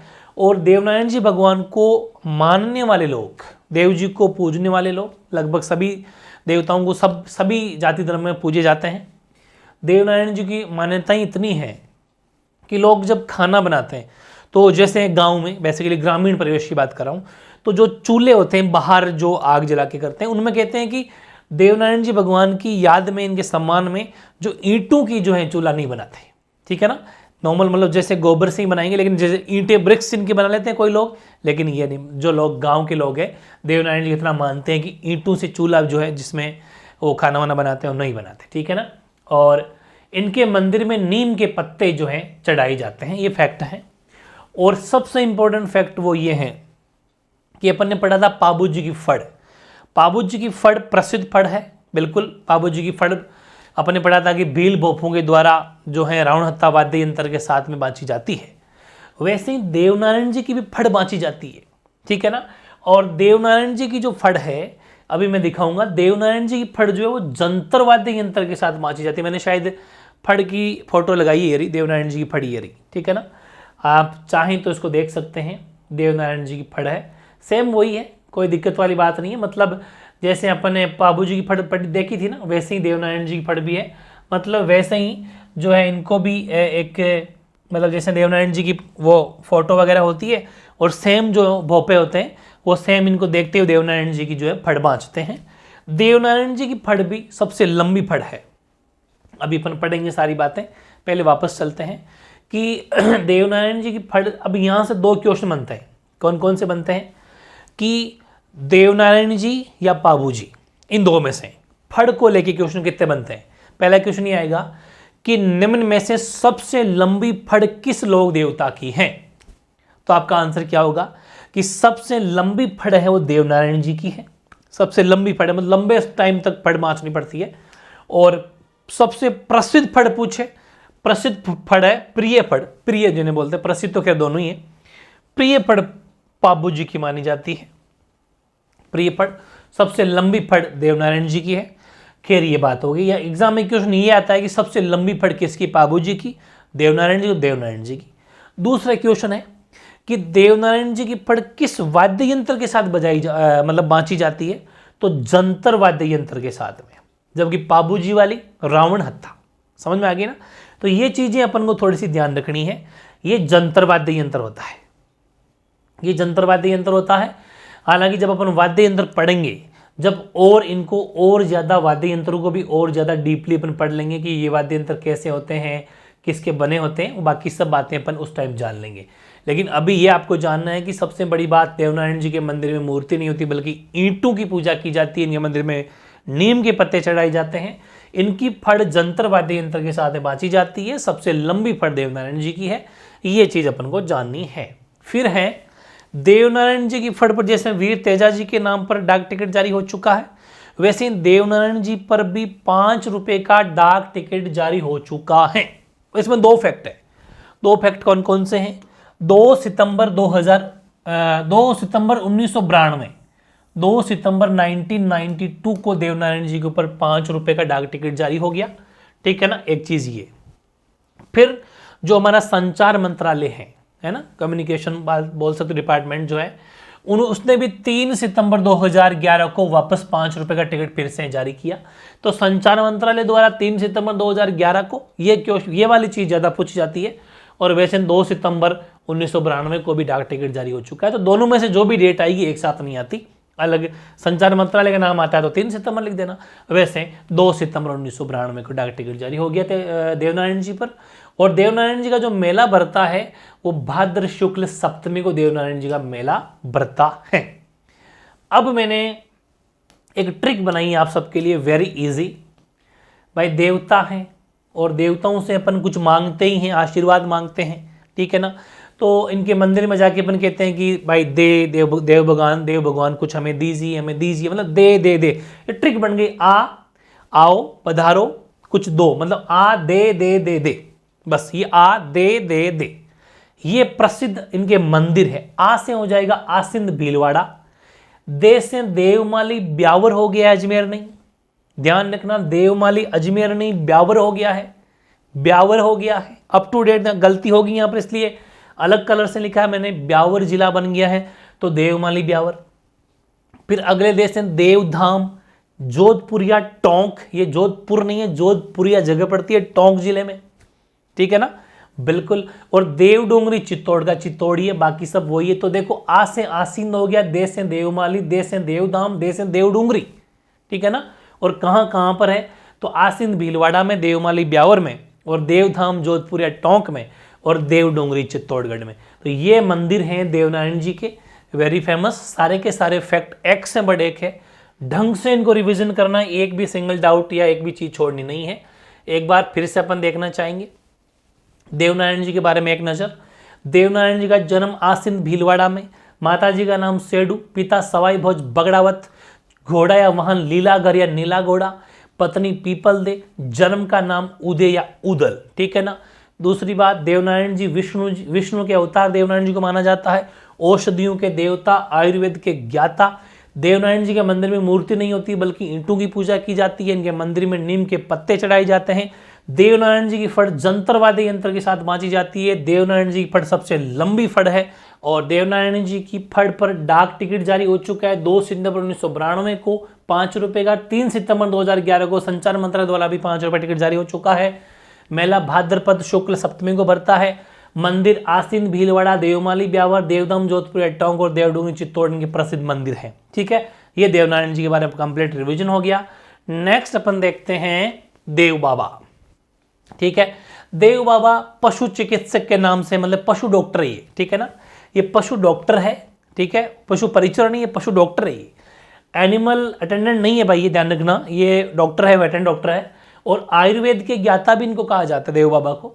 और सबसे इंपॉर्टेंट बात ये है कि देव बाबा जो हैं इनका नंगला जहाज भरतपुर के अंदर प्रसिद्ध मंदिर बना हुआ है देव बाबा का, ये भरतपुर के ही है ऐसा मान लीजिए, और वहां पर मेला भी बढ़ता है वर्ष में 2 बार, भाद्रपद शुक्ल पंचमी को और चैत्र शुक्ल पंचमी को, 2 भादवे की पांचा को और चैत की पांचा को 2 बार वर्ष मेला बढ़ता है। देव बाबा के नाम से नंगला जहाज जगह पड़ती है भरतपुर जिले में। और देव बाबा को अगर राज्य करना ऐसा कहा जाता है, भाई देखो सभी पहले गायों की इनकी मतलब होती थी सबसे ज़्यादा, तो ये भी सेम वही है, पशु मतलब प्रिय होते हैं। तो देव बाबा को अगर खुश करना है तो 7 ग्वालों को भोजन कराना पड़ेगा। अच्छा मैसेज है, 7 ग्वालों को भोजन कराते देव बाबा खुश हो जाते। ध्यान रखें क्वेश्चन आएगा कि ऐसे वो कौन से मतलब लोग देवता है जिनमें 7 ग्वालों को भोजन करने से वो देवता खुश हो जाते हैं, तो वो है देव बाबा। देव बाबा का प्रसिद्ध मंदिर नंगला जहाज भरतपुर, ये ध्यान रखना। पशु चिकित्सक आयुर्वेदिक ज्ञाता देव बाबा। अगले बिग्गा जी का मंदिर है, रेडी गांव है, डोंगरपुर बीकानेर में जगह पड़ती है रेडी गांव, डोंगरगढ़, ठीक है ना, बीकानेर, वहां इनका मंदिर है। गायों की रक्षा करते हुए प्राण त्याग दिए थे बिग्गा जी ने। बिग्गा जी का सबसे इंपॉर्टेंट क्वेश्चन ये है, जाखड़ जाट समाज के कुल देवता, जाखड़ जाति के जो जाट होते हैं, तो जाखड़ समाज के कुल देवता जो है वो बिग्गा जी को माना जाता है, ठीक है ना। तो जाखड़ समाज के कुल देवता बिग्गा जी, या फिर रेडी गांव का संबंध है बिग्गा जी से, रेडी गांव बीकानेर, ठीक है ना। अश्विन शुक्ल त्रयोदशी को विशाल मेला जो है यहाँ पर बिग्गा जी का बीकानेर में भरता है, ठीक है। नेक्स्ट है अपने जूंजार जी, फिर अपडेट हो गया है, इमलोहा सिक्कर नहीं है, वेरी वेरी इंपॉर्टेंट। जूंजार जी जन्म स्थान इमलोहा सिक्कर नहीं है, नीम का थाना हो गया, नीम का थाना नया जिला बन गया। तो जूंजार जी का जन्म स्थान क्या है, इमलोहा नीम का थाना। मंदिर शालोदड़ा वही नीम का थाना में भी है। मेला रामनवमी को मेला भरता है, वेरी इंपॉर्टेंट फैक्ट है, बहुत बार पूछा भी जाता है कि कौन से लोक देवता का मेला रामनवमी को भरता है, तो जूंजार जी का। और जूंजार जी के भी स्थल बेसिकली खेजड़ी वृक्ष के नीचे जूंजार जी के जो है स्थल या थान होते हैं, वो बहुत, ये छोटे छोटे फैक्ट है। और सबसे बड़ी बात है कि इनके जो मंदिर हैं, इन मंदिर में दूल्हा दुल्हन तथा 3 भाइयों की मूर्तियां, ये बहुत इंपॉर्टेंट फैक्ट है, बहुत बार पूछा जाता है। दूल्हे दुल्हन की मूर्तियां हैं और 3 भाइयों की मूर्तियां जो हैं वो जुंजार जी के मंदिर में है या होती है। ये सारी बातें जुंजार जी के बारे में वेरी इंपॉर्टेंट फैक्ट है। नेक्स्ट लोक देवता है मल्लीनाथ जी, ठीक है ना। मल्लीनाथ जी के बारे में बहुत कुछ जानेंगे अपन। मल्लीनाथ जी का जन्म बाड़मेर में हुआ, बिल्कुल। प्रसिद्ध मंदिर तिलवाड़ा, लेकिन ये अभी तिलवाड़ा बालोतरा में चला गया है, ध्यान रखें। तिलवाड़ा कहाँ चला गया है? बालोतरा, वेरी इंपॉर्टेंट है भाई, लूनी नदी के पास में है बालोतरा। यहां पर अब ये एग्जाम में क्वेश्चन आएगा कि वैसे जन्म तो चलो बाड़मेर में हुआ था, पहले बाड़मेर, लेकिन वैसे तिलवाड़ा आ जाए तो तिलवाड़ा अब बाड़मेर में नहीं है, बालोतरा जिले में चला गया है, ध्यान रखें। तो मल्लीनाथ जी का संबंध बालोतरा जिले से है, मतलब तिलवाड़ा बालोतरा, ठीक है। ये आपको ध्यान रखना, वहीं पर इनका प्रसिद्ध मंदिर बना हुआ है। और मल्लीनाथ जी के गुरु का नाम उगम सिंह भाटी है, पत्नी रूपादे है। रूपादे ये भी कहते हैं कि मतलब कवि, मतलब क्या नाम, ये भी लोक देवी थी, रूपादे भी लोक देवी बन गई थी। और इनका मंदिर भी जो है ना एक जगह पड़ती है मालाजाल, गांव है, तिलवाड़ा में ही है, तिलवाड़ा में मालाजाल है। इनका भी मंदिर जो है पत्नी रूपादे का भी बना हुआ है। और इन्होंने एक्चुअली बाड़मेर में जो है ना, बाड़मेर में जगह जो मालानी क्षेत्र है, वो मालानी क्षेत्र जो है ना बाड़मेर का, वो मल्लीनाथ जी के नाम से ही मालानी क्षेत्र पड़ा है, ध्यान रखना। इन्होंने भी जैसे रामदेव जी की तरह इन्होंने एक पंथ चलाया था, कुंठा पंथ चलाया था। और वैसे पशु मेला जब पढ़ेंगे अपन उस टाइम और पढ़ लेंगे, लेकिन फिर भी कुछ फैक्ट ऐसे होते हैं जो बहुत ज़्यादा फेमस होते हैं, उनको अपन लोक देवताओं के साथ में भी पढ़ लेते हैं। मल्लीनाथ पशु मेला चैत्र कृष्ण पक्ष को, यानी होली के अगले दिन से 15 दिन तक मल्लीनाथ पशु मेला भरता है, मल्लीनाथ जी की सम्मान में, मल्लीनाथ जी की याद में। तो क्वेश्चन यहां से डेफिनेटली बनता है बालोतरा तिलवाड़ा, लूनी नदी के पास वाला क्षेत्र जो है। तो ध्यान रखें मल्लीनाथ जी, बालोतरा डिस्ट्रिक्ट, भूल मत जाना, ठीक है ना। वेरी इंपॉर्टेंट, बाड़मेर नहीं है, बालोतरा तिलवाड़ा। ये फैक्ट नया हो गया है क्योंकि यही क्वेश्चन बनते हैं, यही क्वेश्चन वेरी इंपॉर्टेंट बनते हैं। अब मल्लीनाथ जी की जैसे ही नाम है तल्लीनाथ जी, ठीक है ना, लेकिन तल्लीनाथ जी का जो रियल नेम था, वास्तविक जो नेम था, वो था गोगादेव राठौड़, ठीक है ना। वास्तविक नाम क्या था? गोगादेव राठौड़। गुरु का नाम जलंधरनाथ, गुरु का नाम क्या था? जलंधरनाथ था इनके। और तल्लीनाथ जी फिर फैक्ट बन गया। ये तभी तो कह रहा हूं मेहनत बहुत लगी है, क्लास जीके की जब भी आएगी वन शॉट आएगी, लेकिन मजा आ जाएगा, पढ़ के अप टू डेट, कोई गलती नहीं, ऑथेंटिक, शानदार। तल्लीनाथ जी जो हैं वो शेरगढ़ जोधपुर ग्रामीण, ध्यान रखना, शेरगढ़ अब जोधपुर ग्रामीण में चला गया है। पहले जोधपुर, शेरगढ़, जोधपुर, लेकिन अब जोधपुर 2 जिले बन गए ना, एक तो जोधपुर खुद यानी शहर और जोधपुर ग्रामीण। तो जोधपुर ग्रामीण में चला गया शेरगढ़, ठीक है। तो तल्लीनाथ जी जो हैं वो शेरगढ़ यानी कि जोधपुर ग्रामीण के क्या थे? राजा थे, ठीक है। और मंदिर इनका पांचोटा में, पांचोटा जालौर में पड़ता है। अब ये दिखते हैं थोड़ी क्या कि इनका जो शेरगढ़ है वहां के जोधपुर ग्रामीण के राजा थे, लेकिन पांचोटा जालौर में इनका मंदिर बना हुआ है। जगह अलग अलग है, ध्यान रखें। इनका मंदिर कहां पर है? वो पांचोटा जालौर में है तल्लीनाथ जी का मंदिर।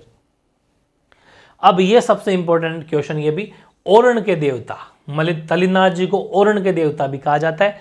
देखो ये सब वो जो पड़तल जगह होती है ना अपने गांव के अंदर, जो अपन नाडियों वगैरह की जगह होती है, ओरण बोलते हैं अपन, है ना, वैसे ही ओरण के देवता है, ठीक है ना। तो ध्यान रखें तल्लीनाथ जी को जो है ओरण के देवता भी कहते हैं। वास्तविक नाम भी बहुत बार पूछा गया है, गोगादेव राठौड़, ठीक है ना। ओके, अब है झरडा जी। अब मैंने झरडा जी जहां पर लिखा आप नोटिस करेंगे, मैंने ब्रैकेट में लिखा रूपनाथ जी। यहां से भी डेफिनेटली क्वेश्चन बनता है कि रूपनाथ जी किसका नाम है? तो झरडा जी का ही दूसरा नाम रूपनाथ जी है। ये क्वेश्चन वेरी इंपॉर्टेंट है और ये बहुत बार पूछा गया, ध्यान रखें। झरडा जी या रूपनाथ जी, मैंने एक ही लाइन में 1 तीर 2 निशाने कर दिए हैं।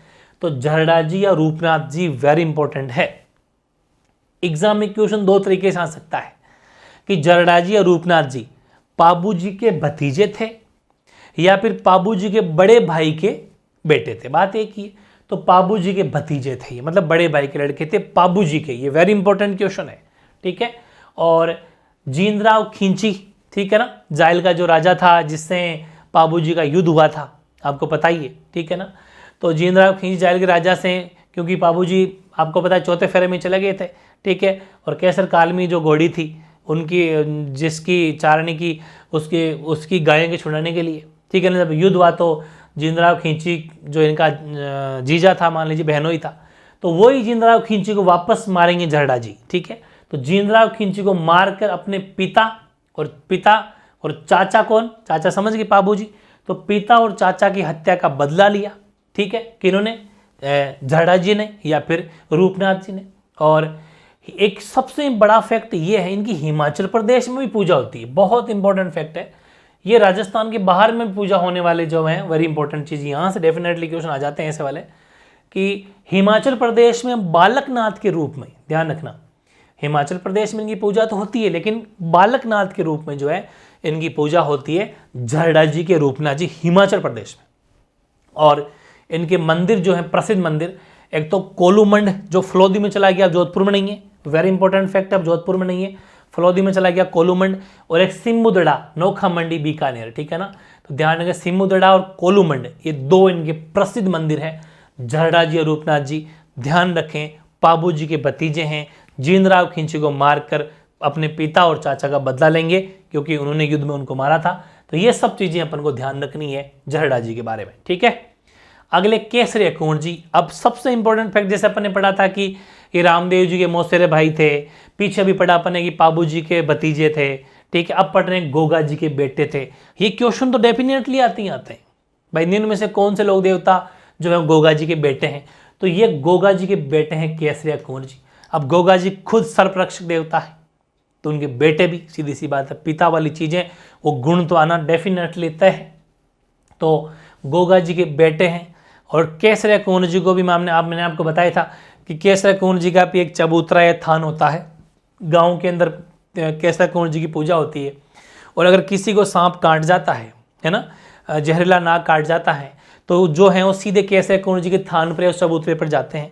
वहाँ पर जो उनके भोपे या जो उनकी भक्ति करते हैं, वो जो होते हैं, वो जहाँ पर जिस उंगली के, जिस पैर के, जिस हाथ के, जहाँ कहीं भी सांप ने काटा है, कहते हैं उसको जो है वो चूसते हैं, उस रोगी का जहर मुंह से चूस कर बाहर निकाल देते हैं और रोगी स्वस्थ हो जाता है। तो ध्यान रखें, सर्परक्षक देवता के रूप में केसरिया कुंवर जी भी है, गोगा जी नंबर 1, केसरिया कुंवर जी भी है, वीर तेजा जी भी है। ये सब बातें अपन को ध्यान रखनी है।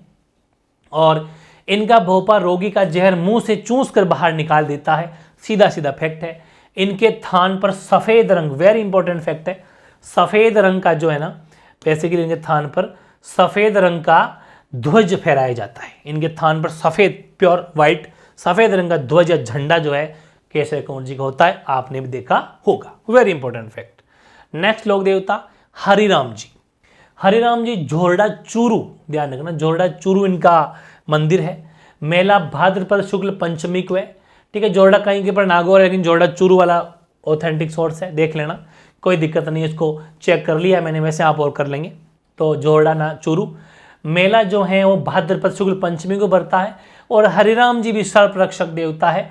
ये तो सब ठीक है, लेकिन जो मैंने इंपॉर्टेंट बात लिखी है, डेफिनेटली यहां से क्वेश्चन आता है, यहां से ये क्वेश्चन आपके बनता है, ठीक है ना, कि इनके मंदिर है ना, उस मंदिर में सांप के बिल, भाई जैसे सांप का बिल होता है, बाम्बी बोलते हैं उसको, अंदर गहराई में जमीन में होता है, उस बाम्बी की पूजा होती है। और ये क्वेश्चन बहुत बार आया हुआ है कि किस लोक देवता के, मतलब सांप के बिल या बाम्बी, इतना सा लिखा था बाम्बी की पूजा की जाती है, तो वो है हरिराम जी, ठीक है ना। वेरी इंपॉर्टेंट फैक्टर, सिलेक्टिव चीजें पढ़ रहे हैं अपन, बहुत ज्यादा बिना टाइम वेस्ट करें, ठीक है ना, ये ध्यान रखना, बहुत ज्यादा इंपॉर्टेंट चीज है। फिर है वीर फत्ता जी। वीर फत्ता जी में ता आता है और साथू थे आता है, मतलब कि वीर फत्ता जी का जन्म साथू जगह पड़ती है जालोर में, वहां पर जन्म हुआ। लगभग लोक देवता गायों की रक्षा करते ही प्राण न्यौछावर कर देंगे, प्राण छोड़ ज्ञान का, गायों की रक्षा करते हुए। और मेला जो है भाद्रपद शुक्ल पक्ष नवमी को बढ़ता है मेला। हालांकि अपन मेले सारे अलग से पढ़ेंगे, लेकिन कहीं कहीं बीच में लिखा देता हूँ ताकि चीज़ें आपको थोड़ी अपडेट रहे। बाकी बेसिकली क्वेश्चन क्या से आएगा कि साथू जालोर से किस लोक देवता का संबंध है? वीर फत्ता जी का, ठीक है, वेरी इंपॉर्टेंट है।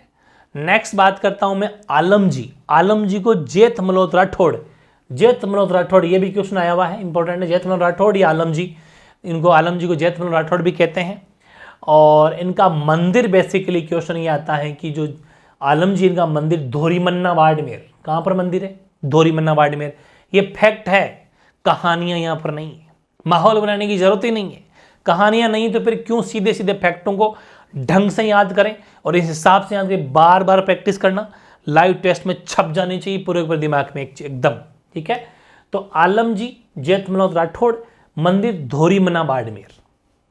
इंपॉर्टेंट क्वेश्चन क्या है? घोड़ों का तीर्थ स्थल, ये आया हुआ क्वेश्चन है। इनके मंदिर को, जो आलम जी है, इनके मंदिर को घोड़ों का तीर्थ स्थल कहा जाता है। ये फैक्ट आया हुआ है, सीधा सीधा छपने वाला क्वेश्चन है, ठीक है ना। तो ध्यान रखना ये चीज है कि घोड़ों का तीर्थ स्थल आलम जी, आलम जी का संबंध धोरीमन्ना बाड़मेर। जैतमल राठौड़ कौन? आलम जी। अब जो है नेक्स्ट है खेतला जी। खेतला जी मैंने आपको उस टाइम पर भी बताया था, फिर बता रहा हूं कि हकलाने वाले जो बच्चे होते हैं, जिनको कबाई आती है, जो बोलने में अटकते हैं, हकलाते हैं, उनको खेतला जी के वहाँ ले जाने से उनकी तिबारी बनी हुई है, उसमें कहते हैं कि बच्चों को निकाला जाता है, यहाँ पर उसके चारों ओर फेरी देते हैं, तो उस बच्चे की बोली मतलब जो है वो सही बोलने लग जाता है। फैक्ट है। मेन चीज़ ये है कि सोनाना पाली में किस लोक देवता का मंदिर बना हुआ है? तो सोनाना जगह पड़ती है पाली जिले में, पाली डिस्ट्रिक्ट में, वहाँ पर खेतला जी का मंदिर है। चैत की शुक्ल एकम को जो है खेतला जी का मेला भरता है और यहाँ पर इस मेले में हकलाने वाले बच्चों का जो है डेफिनेटली इलाज किया जाता है। विश्वास है, मान्यताएं, और मान्यता और विश्वास से बढ़कर कुछ भी नहीं है। अगर आपके दिल में भी विश्वास है कि मैं लोक देवता टॉपिक को आज का आज याद करूंगा, कर लूंगा, कर लूंगी तो कर लोगे। आपके मन में विश्वास है कि ये जॉब में पालूंगा, सिलेक्शन ले लूंगा तो ले लोगे। पहले ही मन कर भाई लाखों के फॉर्म भर दिए यार, कैसे होगा? तो नहीं होगा, इम्पॉसिबल नहीं हो सकता। जब ये मन में कहते हैं ना, मन के हारे हारे मन के जीते जीत, मन से अगर हार गए कहाँ आगे बढ़ोगे भाई, ठीक है ना। तो पहले हिम्मत रखो, हिम्मत है, डेफिनेटली सिलेक्शन लेके रहोगे। ना कोई परसेंटेज की वैल्यू, ना कुछ ही। जो पढ़ सकता है बहुत कुछ कर सकता है। बहुत सारे एग्जाम्पल है, 12-12, 13-13 साल जिन्होंने पढ़ाई छोड़ दी, वापस से बैक आते हैं और सिलेक्शन करके एसडीएम बन जाते हैं। बहुत एग्जाम्पल है, तो ऐसी कोई बात नहीं है, बहुत कुछ किया जा सकता है लाइफ में। अगला है मामा देव। मामा जी है भाई, मामा जी को वर्षा के देवता कहते हैं, ध्यान रखना। मामा जी को वर्षा के देवता कहते हैं, वेरी वेरी इंपॉर्टेंट है। और मामा देव को अगर खुश करना है तो भैंसे की बलि। ऐसा मान लो कि जो मामा जी है, मामा जी के हम कब जाते हैं? जब छुट्टियां होती है, छुट्टियों में वहां हो जाती है बारिश, मजा आ जाता है, ऐसा मान लो, ठीक है। तो मामा जी वर्षा के देवता है, मामा जी को अगर खुश करना तो भैंसे की बलि देनी पड़ेगी, ठीक है ना।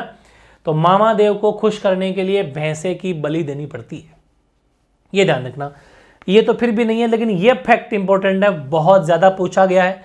वर्षा के देवता के नाम से प्रसिद्ध है, या वर्षा के देवता के नाम से जाने जाते हैं मामा देव।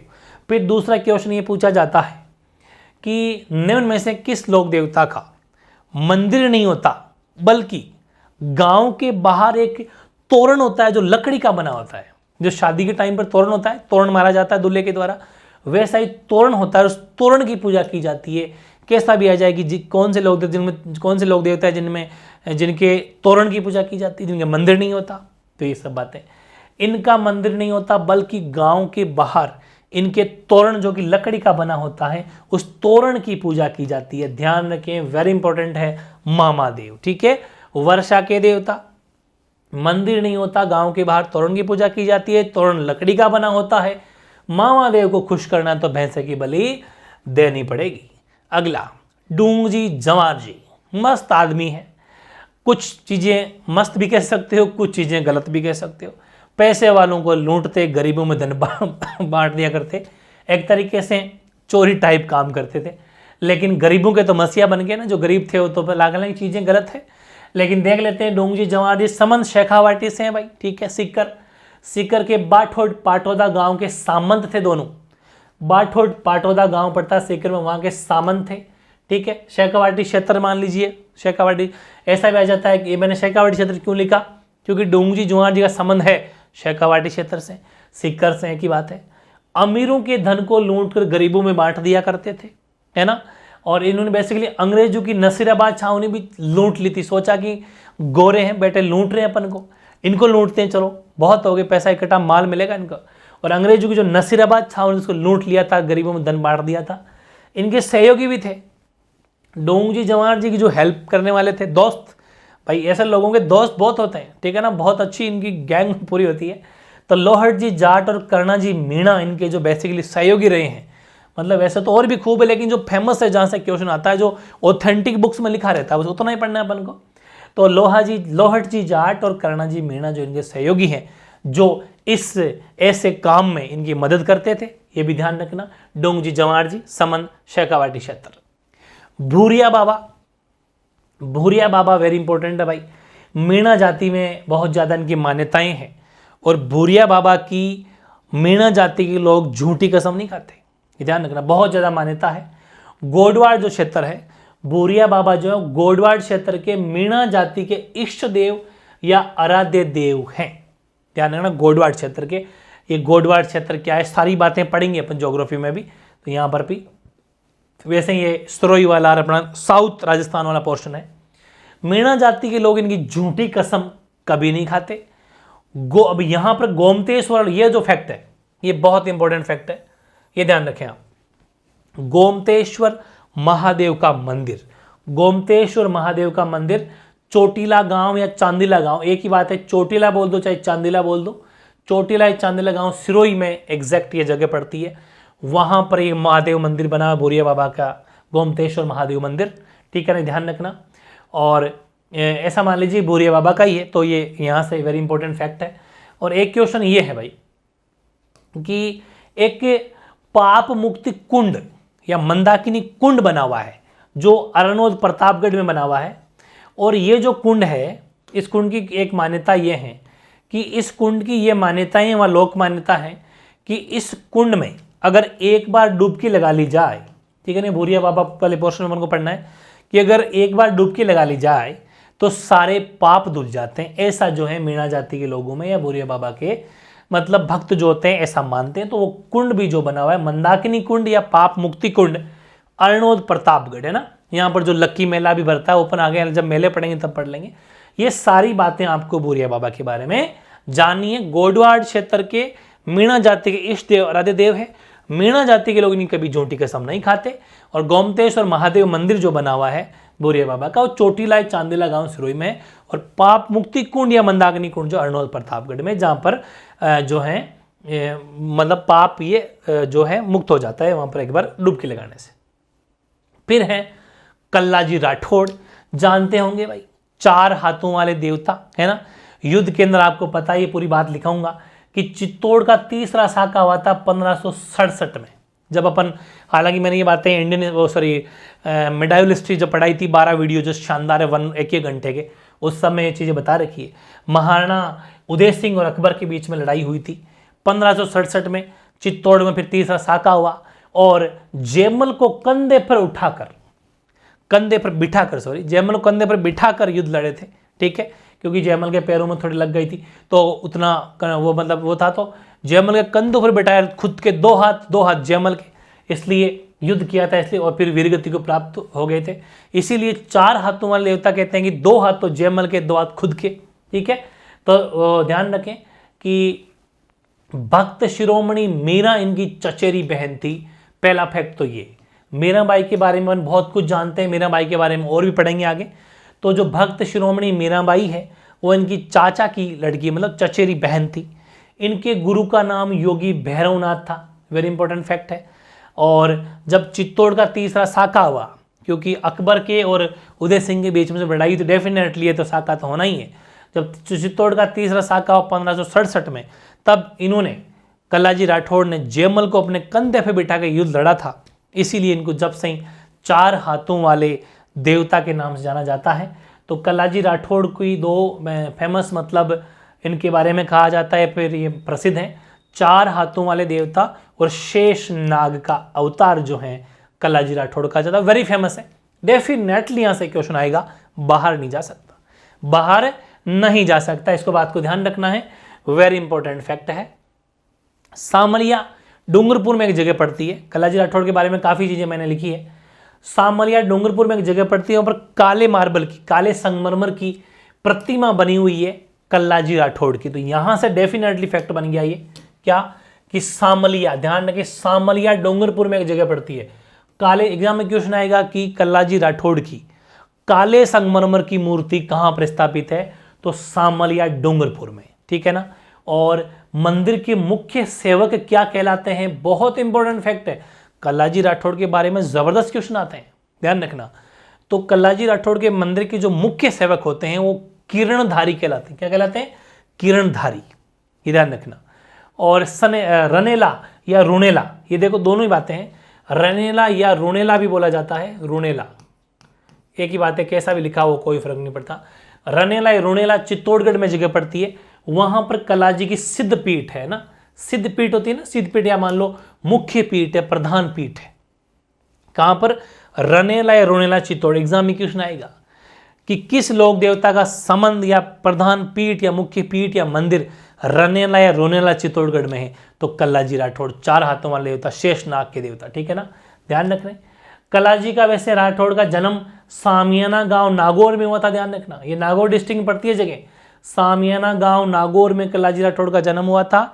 और इनकी छतरी हालांकि जो है भैरवपोल चित्तौड़गढ़ दुर्ग के अंदर है, चित्तौड़गढ़ फोर्ट में जगह भैरवपोल, ठीक है ना, क्योंकि काफी बड़ा है, आपको पता है चित्तौड़ दुर्ग पढ़ेंगे अपन, जब मैं और बातें बताऊंगा। चित्तौड़ दुर्ग बहुत आवासीय किला है, वहां पर लोग रहा करते थे, सबसे बड़ा आवासीय किला चित्तौड़गढ़ किला कहलाता है।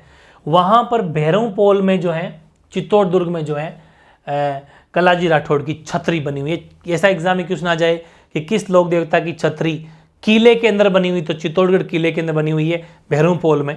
पोल होती है ना, पोल जानते हो भाई, जैसे अपना चौक नहीं होता कि बरामदा, हॉल, पोल बोलते हैं उसको, भैरवपोल। उस भैरवपोल में चित्तौड़गढ़ दुर्ग के अंदर जो है वहां पर इनकी छतरी है। कल्लाजी का जन्म हालांकि नागौर सामियाना में हुआ, और सामल या डूंगरपुर में काले संगमरमर की मूर्ति है। मंदिर के मुख्य सेवक किरणधारी कहलाते हैं। रुनेला या रनेला चित्तौड़ में कल्लाजी की जो है सिद्ध पीठ है। बाकी भक्त शिरोमणि मीना इनकी चचेरी बहन है, गुरु योगी भैरवनाथ है। और जब तीसरा साका हुआ था उदय सिंह और अकबर के बीच में, जब युद्ध हुआ था तो तीसरा साका हुआ 1567 में, तो जयमल को कंधे पर बिठाकर युद्ध किया था, वीरगति को प्राप्त हो गए। कल्लाजी राठौड़ को 4 हाथों वाले देवता या शेषनाग का अवतार कहा जाता है, ठीक है ना। ये कल्लाजी राठौड़ के बारे में कंप्लीट डिटेल हो गई। अब भौमिया जी के बारे में आप सब जानते हो। भौमिया जी गांव गांव में भूमि रक्षक देवता के रूप में पूजे जाते हैं। गांव गांव पूरे राजस्थान में भौमिया जी की पूजा होती है, ठीक है ना। कहते हैं तो भौमिया जी है, भौमिया जी का मतलब है जो गांव गांव में भूमि रक्षक देवता के रूप में पूजे जाने वाले कौन है, भौमिया जी है। और लास्ट 19 में वीर पनराज जी, क्वेश्चन यहां से भी आता है। इनका जन्म हुआ था नग्गा गांव जैसलमेर में, नग्गा गांव जैसलमेर में। और पनराजसर गांव है जैसलमेर, इनके नाम से ही गांव पड़ गया है, पनराजसर गांव जैसलमेर में। वर्ष में 2 बार मेला जो है इनकी याद में भरता है। तो 19 देवता तो ये पढ़े अपन ने, ठीक है ना भाई, 19 देवता तो ये पढ़े, और अपने 5 पढ़े पीर। समझ पा रहे हो ना, बहुत जबरदस्त सेशन मैंने आज का रखा है, मजा आ गया होगा हर चीज पढ़ के, ठीक है। देखो ये लाइन से अपने पूरे के पूरे ले लिए हैं 19, ठीक है, 19 लोक देवता और 5 पीर, ठीक है ना। हर चीज की फुल PhD, कहां पर किसकी जरूरत थी, कहां पर क्या चीजें में लेनी थी, सब चीजें में ले ली है, ठीक है। ये तेजा जी, फिर ये 5 अपने 5 पीर पढ़ लिए। बहुत गजब का सेशन हुआ है, एक एक चीज आपको समझते हुए चलना है, एक एक चीज, ठीक है। सिंगल लाइन आपको कहीं पर भी नहीं छोड़नी है, ठीक है ना, हर चीज नोट करनी है। और इतना बड़ा सेशन जिसमें कितना ही टाइम लगाओ चाहे लगा सकते हो, लेकिन आप समझते हो मेरी आदत टाइम वेस्ट करने की नहीं है। मैं सिर्फ बीच में ये हंसी ठिठोलियाँ भी ज़्यादा नहीं करता, मुझे जब पढ़ाई करनी है पढ़ाई ही करनी है, ठीक है ना, क्योंकि ये चीज़ें थोड़ी कनेक्टिविटी होनी बहुत ज़रूरी है। पूरी कहानियों के साथ मैंने लोक देवता टॉपिक को बहुत शानदार तरीके से कंप्लीट किया, ठीक है। कैसा लगा सेशन ज़रूर कमेंट करना। इसी तरह से चाहे टाइम 2-3 दिन से जब भी आएगा 1 शॉर्ट क्लास आएगी, complete Rajasthan GK, art and culture, history, geography, polity, सब कुछ दोबारा से पढ़ाएंगे, सब कुछ शानदार होगा। BSTC की तैयारी करो, RS की तैयारी करो, चाहे आप सब इंस्पेक्टर की तैयारी करो, राजस्थान LDC की तैयारी करो, किसी की भी पशु परिचर की तैयारी करो, सभी एग्जामों में क्वेश्चन यहीं से आएंगे। हर चीज पढ़ते हुए चलना है। कोई भी डाउट हो कमेंट कर देना, सोल्यूशन आपका नेक्स्ट पार्ट में दे दिया जाएगा, या कमेंट का भी जवाब देके आपको सोल्यूशन दे दिया जाएगा, ठीक है ना। तो लोक देवता वाला टॉपिक कंप्लीट है, सब कुछ शानदार कर लिया है। अब एक लाइव टेस्ट लेना है, उसमें फुल मार्क्स लेके आओगे तब मजा आएगा कि हाँ, और आपको भी लगना चाहिए कि हाँ यार बहुत शानदार तैयारी है अपनी, क्योंकि अपन जब टेस्ट देते हैं ना, एग्जाम देते हैं, तब पता चलता है कि अपने को ये टॉपिक कितना आ रहा है। अगर नहीं आ रहा तो फिर से पढ़ने की जरूरत है, ठीक है ना। तो ये टॉपिक फिनिश है, फिर अपने एक नए टॉपिक के साथ में आपसे मुलाकात होगी। जब तक आप पढ़ते रहिए बहुत शानदार तरीके से, ठीक है।